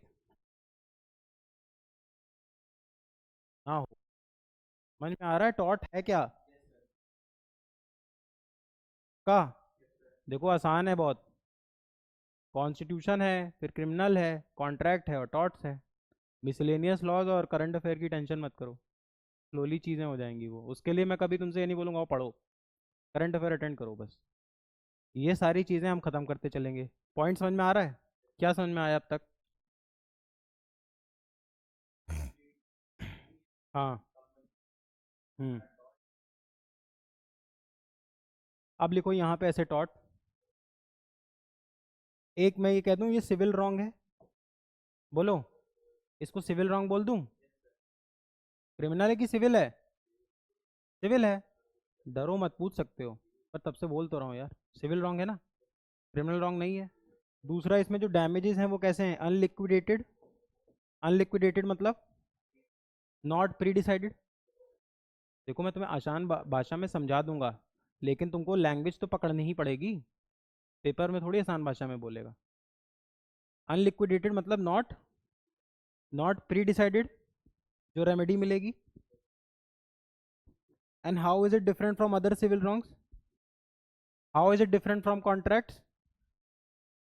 The remedy is not pre decided.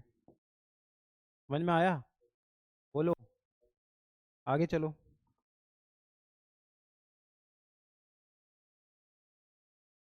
अच्छा एक चीज और बताओ, टॉट जो है वो कैसा रॉन्ग है?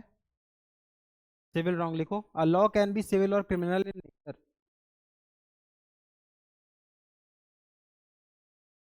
लॉ कैन बी सिविल और criminal in nature.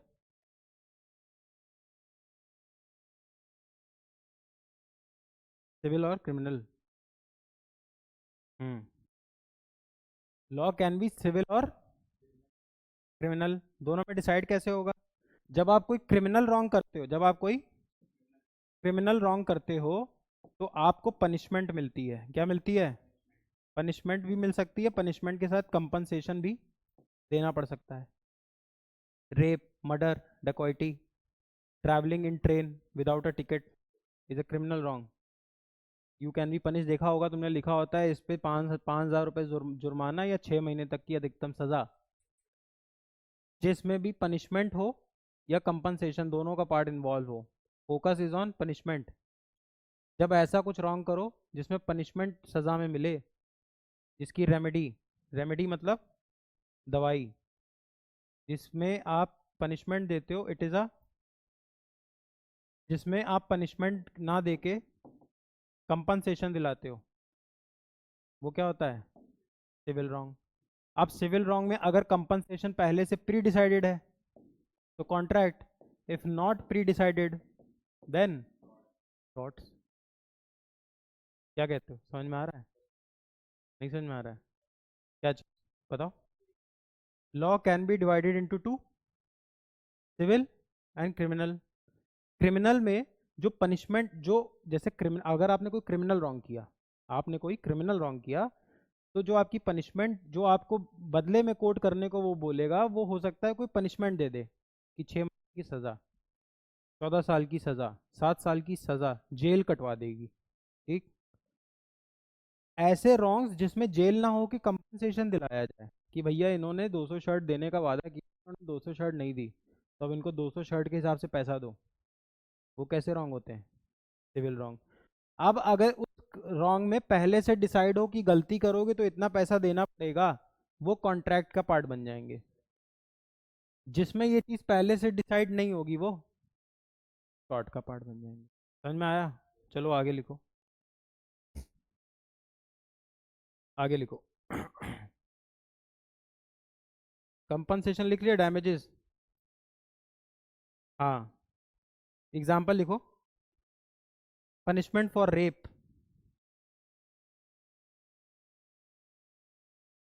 There is punishment for rape, and rape comes under what law? Criminal law. But there is compensation for not delivering shirts on time, hence a civil wrong. Example में लिख लो।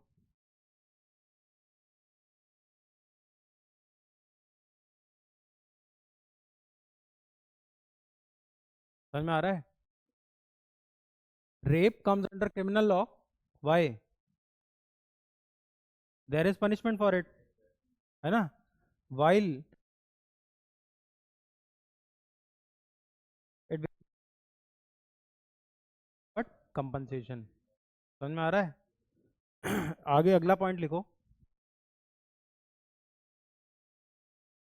The remedy provided in law of torts, the remedy provided in law of torts,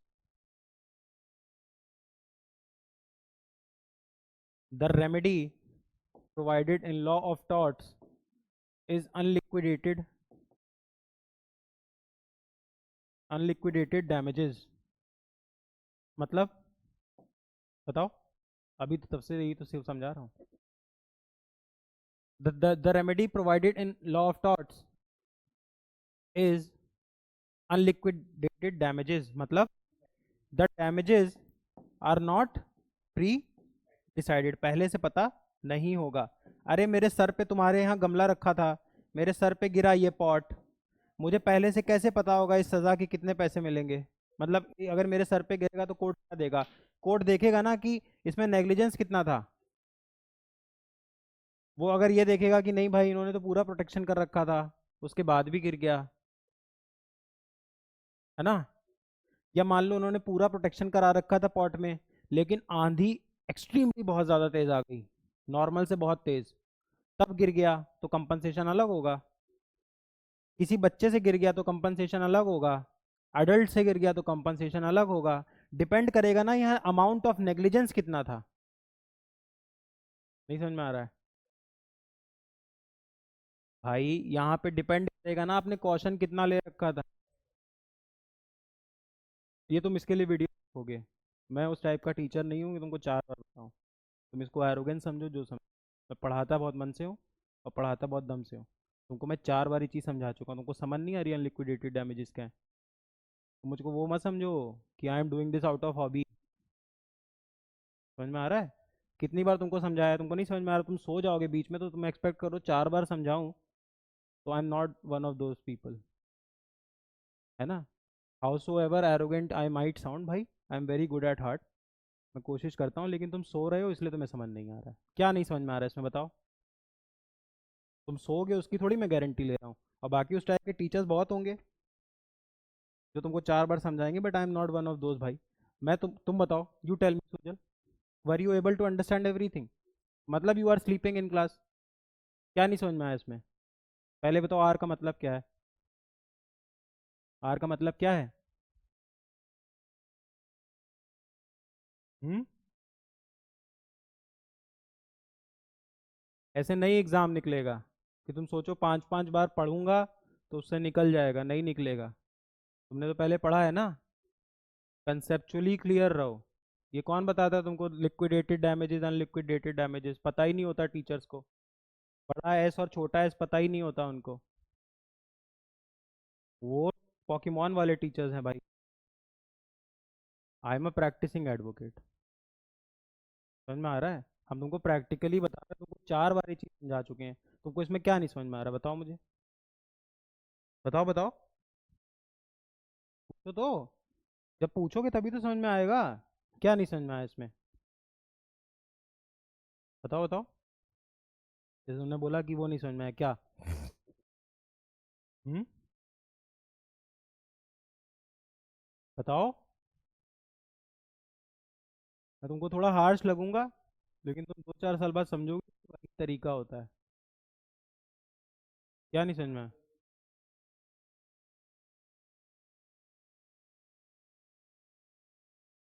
भाई तुमको देखो notes votes बहुत मिल जाएंगे, है ना। You can watch री वॉच इट ऑल्सो। मैं समझा रहा हूँ तो फोकस ऑन कॉन्सेप्ट्स। तुम मुझसे बताओ सूजल, कितने सारे पीडीएफ मार्केट में अवेलेबल है? तुम लॉफ्ट डॉट्स खोलो अभी गूगल में, है ना। फोकस करो जो मैं समझा रहा हूँ उस पे। अब बताओ मुझे इसमें क्या नहीं समझ में आया, मैं बताऊँ? पूछो पूछो, कोई बात नहीं। आगे से अलर्ट रहना। क्या नहीं समझ में आया था, बताओ। पहली लाइन क्या लिखा है? लॉ ऑफ टॉट लिखा है। ये अनलिक्विडेटेड डैमेजेस लिखा है, इसका क्या मतलब था? रेमेडी। रेमेडी नहीं समझ में आता है?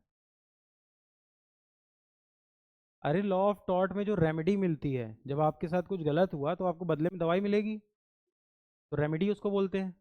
रेमेडी जो मिलती है लॉ ऑफ टॉट में, वो अनलिक्विडेटेड डैमेज होते हैं, पहले से डैमेज डिसाइड नहीं है।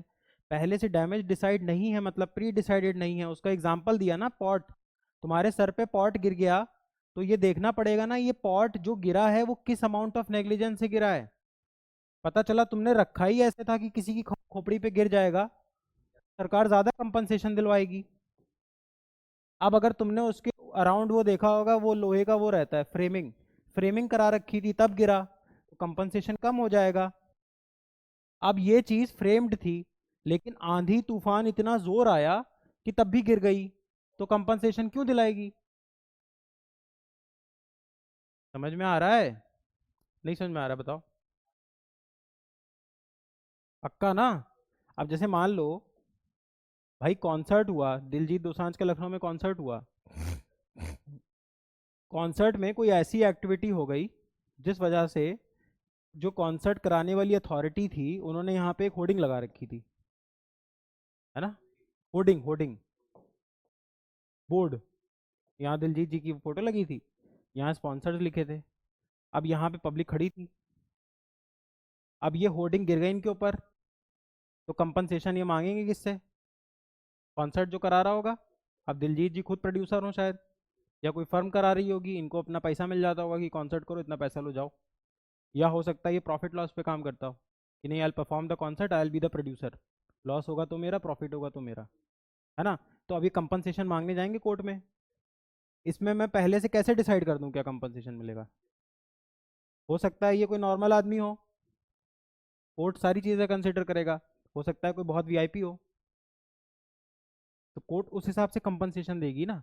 अब ये हो सकता है ये बोर्ड इसलिए गिर गया कि उस दिन आंधी आने का कोई चांस नहीं था, पर इतनी जोर आंधी तूफान आया, इतनी जोर आंधी तूफान आया कि जितना ये अमाउंट, इनको अमाउंट ऑफ कॉशन रखना था, कॉशन समझते हो, जितना इनको नॉर्मल रखना चाहिए था इवेंट ऑर्गेनाइजर्स को, उतना इन्होंने कर रखा था व्यवस्था। उसके बाद भी उस दिन आंधी बहुत तेज आ गई, पानी बहुत जोर हो गया, उसके बाद ये गिर गया, तो इसमें कॉन्सर्ट जो करा रहे हैं उनकी थोड़ी गलती। फिर उसकी किस बात की कंपनसेशन? समझ में आ रहा है? तो the compensation is not pre decided. किस चीज में? बहुत जगह नहीं मिलेगा। अब तुम क्रिकेट देखने गए, ये मैच है, यहाँ विराट कोहली खेल रहा है, तुम यहाँ बैठे हुए थे, विराट कोहली ने छक्का मारा, तुम्हारी खोपड़ी पे लगा और सर फट गया। तो किस बात का कंपनसेशन? जब तुम मैच देखने आए थे तुमने तभी मान लिया था ये परमिशन थी। ये चीज़ तो तुम पहले अज्यूम कर लिए थे ना कि क्रिकेट है, F1 रेसिंग हो रही है।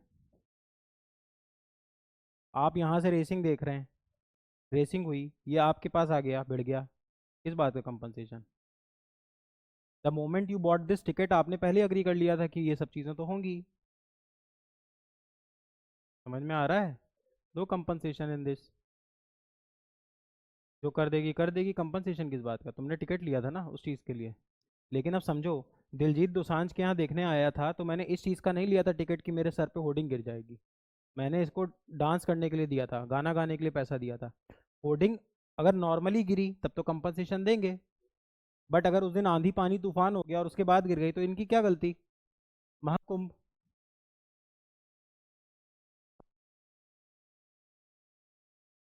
आउट ऑफ जेस्चर सरकार दे दे, बात अलग।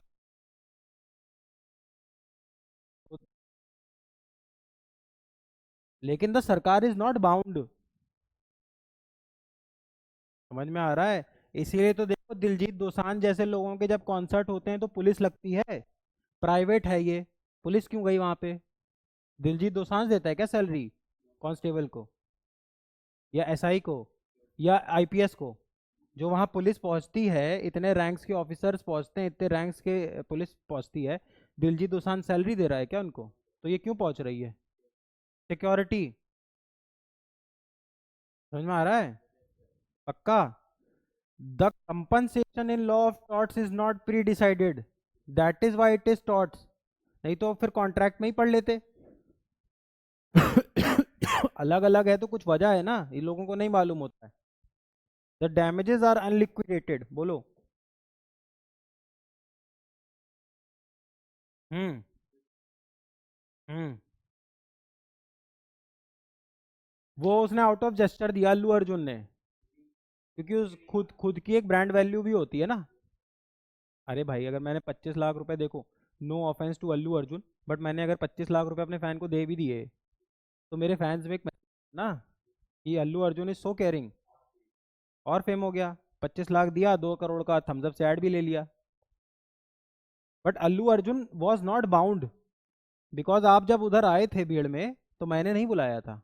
क्यों आए तुम इतनी भीड़ में? जब तुम मैच देखने आओगे और विराट कोहली छक्का मारेगा, और अगर तुमको कैच करने नहीं आता है, तो क्यों बैठे थे स्टेडियम में? वो तो आपने अपनी रिस्क ली थी ना बैठने की, मत मत आओ। No one is asking you to come to Mahakumbh. If you are coming willingly, और अगर ऐसी कोई चीज हो जाती है तो स्टेट मॉरली रिस्पॉन्सिबल है।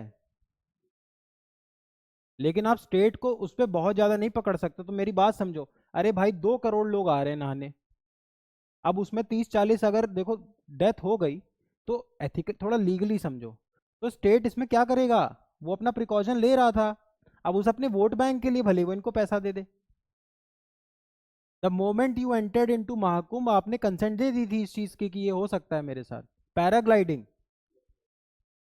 ये जो एडवेंचर स्पोर्ट्स होते हैं, एडवेंचर स्पोर्ट्स में आप पहले से साइन करा लेगा वो तुमसे कि भैया उसमें मर गए तो मेरी कोई जिम्मेदारी नहीं होगी, मत करो। Who is asking you to go for adventure?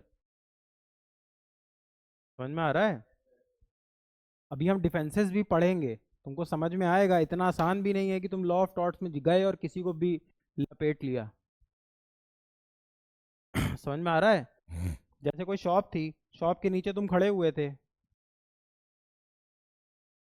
अब पानी बरस गया इतनी जोर, उसकी वजह से इसका मान लो यहाँ शेल्टर लैंटन कुछ पड़ा था, वो तुम्हारी खपड़ी पे गिर गया, तो इसमें इसकी क्या गलती? इसने तो अच्छे से बांधा हुआ था, पानी इतनी जोर बरस गया उस दिन, तो ये तो कह देगा कि ये तो एक्ट ऑफ गॉड है, भगवान ने किया। मैं क्या करूँ उसमें, किस बात का कंपनसेशन? समझ में आ रहा है? देखना पड़ेगा कि जो प्रिकॉशन थे उतने ले रखे थे कि नहीं। क्वेश्चन अभी पूरा पढ़ाया नहीं, बिना पढ़ाए क्वेश्चन थोड़ी पूछ लेंगे। ऐसे मान लो, चलो, बाहर बड़े बड़े होर्डिंग्स लगे होते हैं 20 बाय 20 के, अब अगर उसने नगर निगम से परमिशन ले रखी है, प्रॉपर रेंट दे रहा है, उसने एसओपी सारे कर रखे थे फॉलो, एसओपी मतलब स्टैंडर्ड ऑफ प्रोसीजर, कि लोहा कितने क्वालिटी का लगेगा, और एक रिपोर्ट लगती है इसमें, इंजीनियर से रिपोर्ट लगती है, रिपोर्ट भी लगवा रखी थी, उसने सारी चीज़ें सारे कंप्लायंस मैच कर रखे थे, उसके बाद भी आंधी पानी में ये गिर गया, तो he is not liable. But अगर वो चीज़ हुई और उसने देखा कि उसके पास ये सारे एसओपी वगैरह थे ही नहीं, देन ही इज लाइबल। समझ में आ रहा है? पक्का? आगे लिखो। क्या लिखा है इसके पहले, कौन सा पॉइंट कवर किया हमने? हम्म, ये लिख लिया, remedy provided is in the form of liquidated damages. आगे लिखो।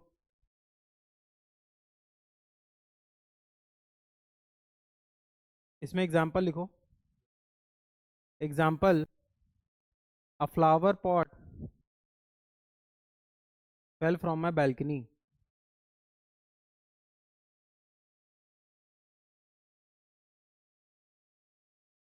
अगला पॉइंट लिखो, टॉट इज अ सिविल रॉन्ग। टॉट इज अ सिविल रॉन्ग। टॉट is a civil wrong but all civil wrongs, but all civil wrongs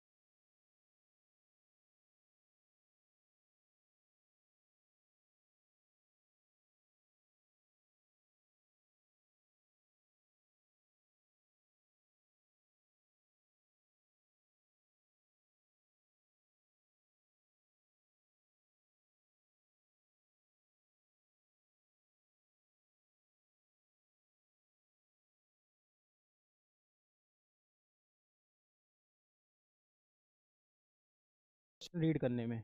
अभी देखोगे तुम उसमें क्वेश्चन आएंगे कि ऐसा हुआ वैसा हुआ, उसने उसका पेड़ काट दिया, उसने इसके साथ ये कर दिया, वो मैच देखने गया उसकी सर फट गई। बहुत सारे क्वेश्चन हैं, 50-60 तरीके के क्वेश्चन टॉट्स में पूछता है। The aim is not to get the correct answer, the aim is only to read questions. क्योंकि जब हम लेक्चर 2 पे आए तो हमको ये चीज़ पता हो कि किस तरीके के सवाल पूछता है। अगर मुझे सर बता रहे हैं तो is he teaching me the right thing और नॉट। अभी हमने टॉट्स का सिर्फ बेस बनाया है, इस बेस पे 2 लेक्चर और जाएंगे। समझ में आ रहा है? And once we are done with these 2 more lectures we are completed with law of torts. बहुत ईजी है। आज मैंने तुमको सिर्फ उतना टॉट पढ़ाया है कि तुमको टॉट के सवाल समझ में आने लगे। सवाल सही गलत अलग चीज़ होती है। गेटिंग द क्वेश्चन करेक्ट और incorrect is a different thing, understanding the question is a different thing. Lecture 1 में सिर्फ इतना फोकस था कि you start understanding the questions. अब लेक्चर 2 और लेक्चर 3 में we learn how to solve the questions आराम से। मैं तुमसे ये बिल्कुल नहीं कह रहा हूँ कि तुम कहीं से भी फंसो, तुमको बुक्स वुक्स तो भी मिल जाएंगी, ठीक। तुम अभी सिर्फ देखो, तुम सर्च करो गूगल पे CLAT law of torts questions, ठीक। मैं तुमसे बिल्कुल नहीं कह रहा हूँ कि तुम 100 क्वेश्चन पढ़ के आओ, तुम 20 25 30 क्वेश्चंस पढ़ लो। बस मेरा तुमसे ये मेरा कहना है कि तुम अब एक बार सवाल पढ़ लो। जब सवाल पढ़ लोगे ना तो तुमको पता रहेगा कि पूछता क्या है। Getting the correct answer is not a task right now. Getting the correct answer, अब ये मुझ पे लॉ ऑफ टॉट लगा सकती है कोचिंग। समझ में आ रहा है? अगर इसकी वजह से मैं ये गिरा देता, समझ पा रहे हो, इसका कंपनसेशन प्री डिसाइडेड होता नहीं, बट ये माना जाता कि भैया आप इतनी तमीज़ से रहेंगे या आप ये सब नहीं करेंगे। समझ में आ रहा है? It can work both ways. आज हमें सिर्फ इतना समझना था कि टॉट है क्या, सिविल रॉन्ग क्या होता है, क्रिमिनल रॉन्ग क्या होता है। बहुत इजी है। अब पढ़ाने को तो घंटों पढ़ाओ है ना, पढ़ा भी देंगे, कोई दिक्कत नहीं है। मुझसे कंसेप्ट सीख जाओ, क्वेश्चन करना सीख जाओ। उसके बाद देखो, मैं ये नहीं कह रहा मैं जा रहा हूँ कहीं, मैं ही पढ़ाऊँगा, सारी थ्योरी पढ़ाऊँगा। उसके बाद हमारा काम क्या बचेगा? This can be done with other teachers also, मैं खुद भी कर दूंगा, है ना। बट मेरा बेस्ट यूटिलाइजेशन कहाँ पे है? Focus on the lecture. अभी हमें जो हमने पढ़ा है आज जितना कुछ, इस पे हमें सिर्फ देखना है जाके क्वेश्चन कैसे आते हैं। मैं अगली बार पूछूंगा, मैं ये तुमसे नहीं कह रहा हूँ तुम करेक्ट करो। अभी कैसे करेक्ट करोगे? अगर तुमसे आज कोई कह दे नहीं आप जाके क्वेश्चन सही करिए, क्यों? अभी पढ़ा कहाँ है? लेकिन अब आप इतना सीख चुके हैं टॉट कि आप सवाल समझने लगे। सवाल समझो, don't focus on getting the correct answer, don't even look at the options, just read the questions. हाँ, सवाल में पूछ क्या रहा था, जैसे कोई सवाल पूछेगा कि पेड़ था, उसने जाके उसका पेड़ काट दिया। एक सवाल जैसे पूछता है कि प्लॉट ए है प्लॉट बी है, एक पानी आ रहा था इधर, एक पर्सन सी गया, A person B person C person गया, उसने यहाँ पे ये तोड़ दिया, इस वजह से पानी बर्स्ट हुआ। पानी बर्स्ट हुआ तो इसकी क्रॉप सारी खराब हो गई, इसका कंपनसेशन पहले से डिसाइडेड था, comes under law of torts. बस हमें ये देखना अच्छा इस तरीके के क्वेश्चन पूछता है। एक क्वेश्चन वो भी पूछेगा कि कोई मैच देखने गया, उसने 6 मारा, उसकी खोपड़ी फट गई। समझ में आ रहा है? फिर एक क्वेश्चन जैसे पूछता है, म्यूजिक वाला क्वेश्चन पूछता है। एक क्वेश्चन पूछता है कि मैं अपने रूम में पढ़ाई कर रहा हूँ और इधर मेरा नेबर यहाँ पे बार बार कील से खटखटा रहा है, तो टॉट का पार्ट होगा या नहीं। तुम अभी ये मत फोकस करो होगा या नहीं, तुम बस ये फोकस करो पूछता कैसे कैसे क्वेश्चन है। Once we are done with lecture 1, अभी इसका जाके अगर ये ऐप पे डले या जहाँ भी डले, इसको फिर सुनना, make notes out of it, but now listen it in 2x। Don't waste your time, क्योंकि तुमने एक बार समझ लिया है। इसके बाद रीड क्वेश्चंस। जब नेक्स्ट लीगल की क्लास हो, मैं ये चाहता हूँ कि read study this in 2x once again, make notes, read the questions only, only read, don't solve. Once we are done with lecture 2 and lecture 3, we can start solving questions also. 100% promise है, जैसे lecture 2 lecture 3 होगा तुम्हारा 80% accuracy आ जाएगा और 20% आने में practice लगेगी। समझ में आ रहा है? पढ़ने का तरीका, आंसर नहीं ढूंढने हैं, वो तो मेरा काम है। अभी सिर्फ ये पढ़ के आओ। देखो तुम, मेरे लिए तो बेटर ही होगा ना मैं तुम्हें बोलूँ ना पढ़ के आओ, कुछ भी पढ़ाऊंगा। अब जो तुम अगली बार क्वेश्चंस पढ़ के आओगे तो तुमको समझ में आएगा सही पढ़ा रहा हूँ गलत। आज मैंने तुमको बेस बना दिया है। टॉट्स होता क्या है? टॉट्स में 3 लेक्चर, कॉन्स्टिट्यूशन में 5-6 लेक्चर, क्राइम में 5-6 लेक्चर और कॉन्ट्रैक्ट भी तुमको देखो मैंने एक ही क्वेश्चन से बता दिया है। तो लगभग आज जाके भी देखोगे ना कॉन्ट्रैक्ट का 30% क्वेश्चन सॉल्व हो जाएगा उसी क्वेश्चन से। Offer acceptance is equal to promise plus consideration is equal to agreement plus legal enforceability is equal to contract. Contract will also take 3 lectures, 3 to 4। ये हम 2-2.5 महीने में एक बारी पूरा लीगल, उसके बाद we'll start solving practicing questions. बस 100% आएगी एक्यूरेसी। पीवाई का देखो, प्रैक्टिसिंग क्वेश्चन का मतलब क्या है कि क्वेश्चन ले आओ मैं सॉल्व करूंगा, तो इसमें पीवाई क्यू आ नहीं जाएगा। पीवाई क्यू और पी क्यू को अलग क्यों ले रहे हो? बस ये समझ लो पी क्यू में पहली प्रायोरिटी पीवाई क्यू है। We'll start from year, but once we are done with this we'll start solving any type of question that is coming in the market. कुछ भी कूड़ा कबाड़ी भी नहीं करना है। मैं तुम्हें बता तो रहा हूँ, जिस एक्सरसाइज से मैं पढ़ा रहा हूँ उससे तुम्हें खुद समझ में आ जाएगा इस टाइप का पूछता है या नहीं। इस टाइप का पूछता ही नहीं है, why do we solve those questions? Focus on solving question जैसे पूछता है ना।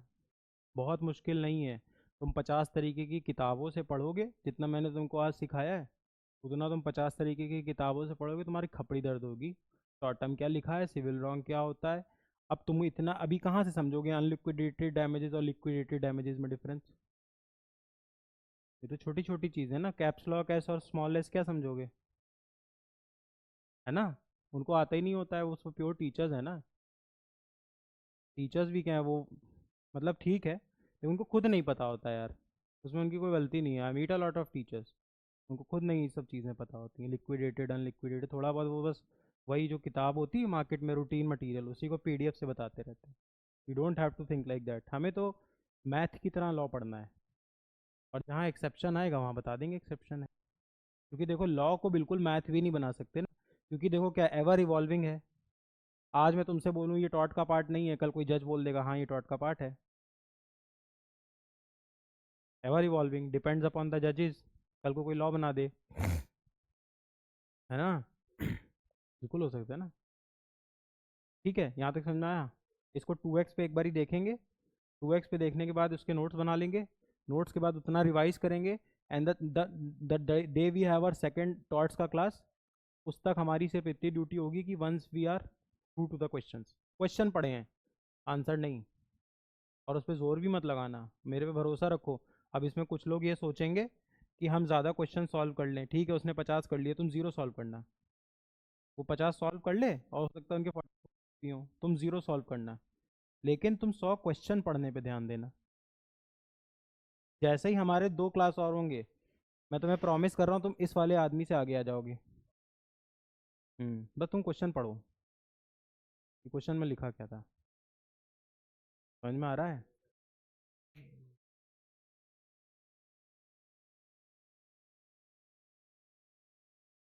हाँ हाँ, तुम अपने आप ही कर लोगे।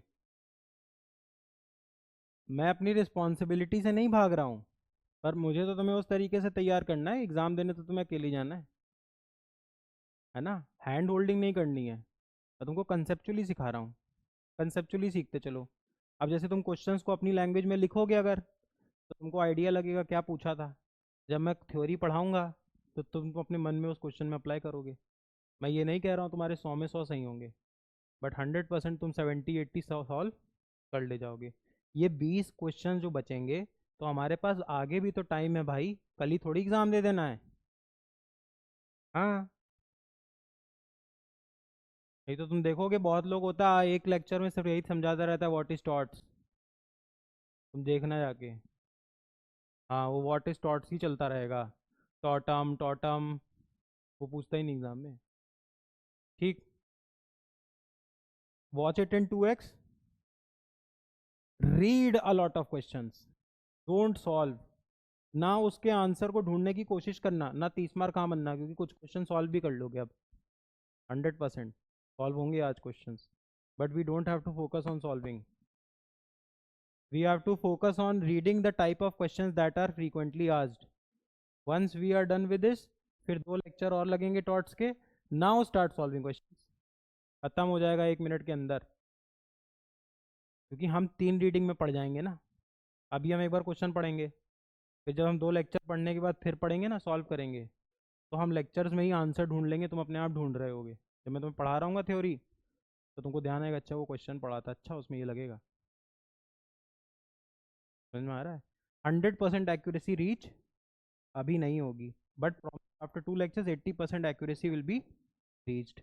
इस 20% will be done with time and practicing question. बस ऐसे ही पढ़ना है, लो, इससे ज़्यादा लोड नहीं लेना है।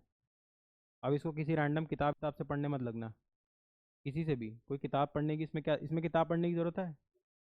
You have to understand the concept and start solving question. ठीक, चले, चलो बाय, टेक केयर।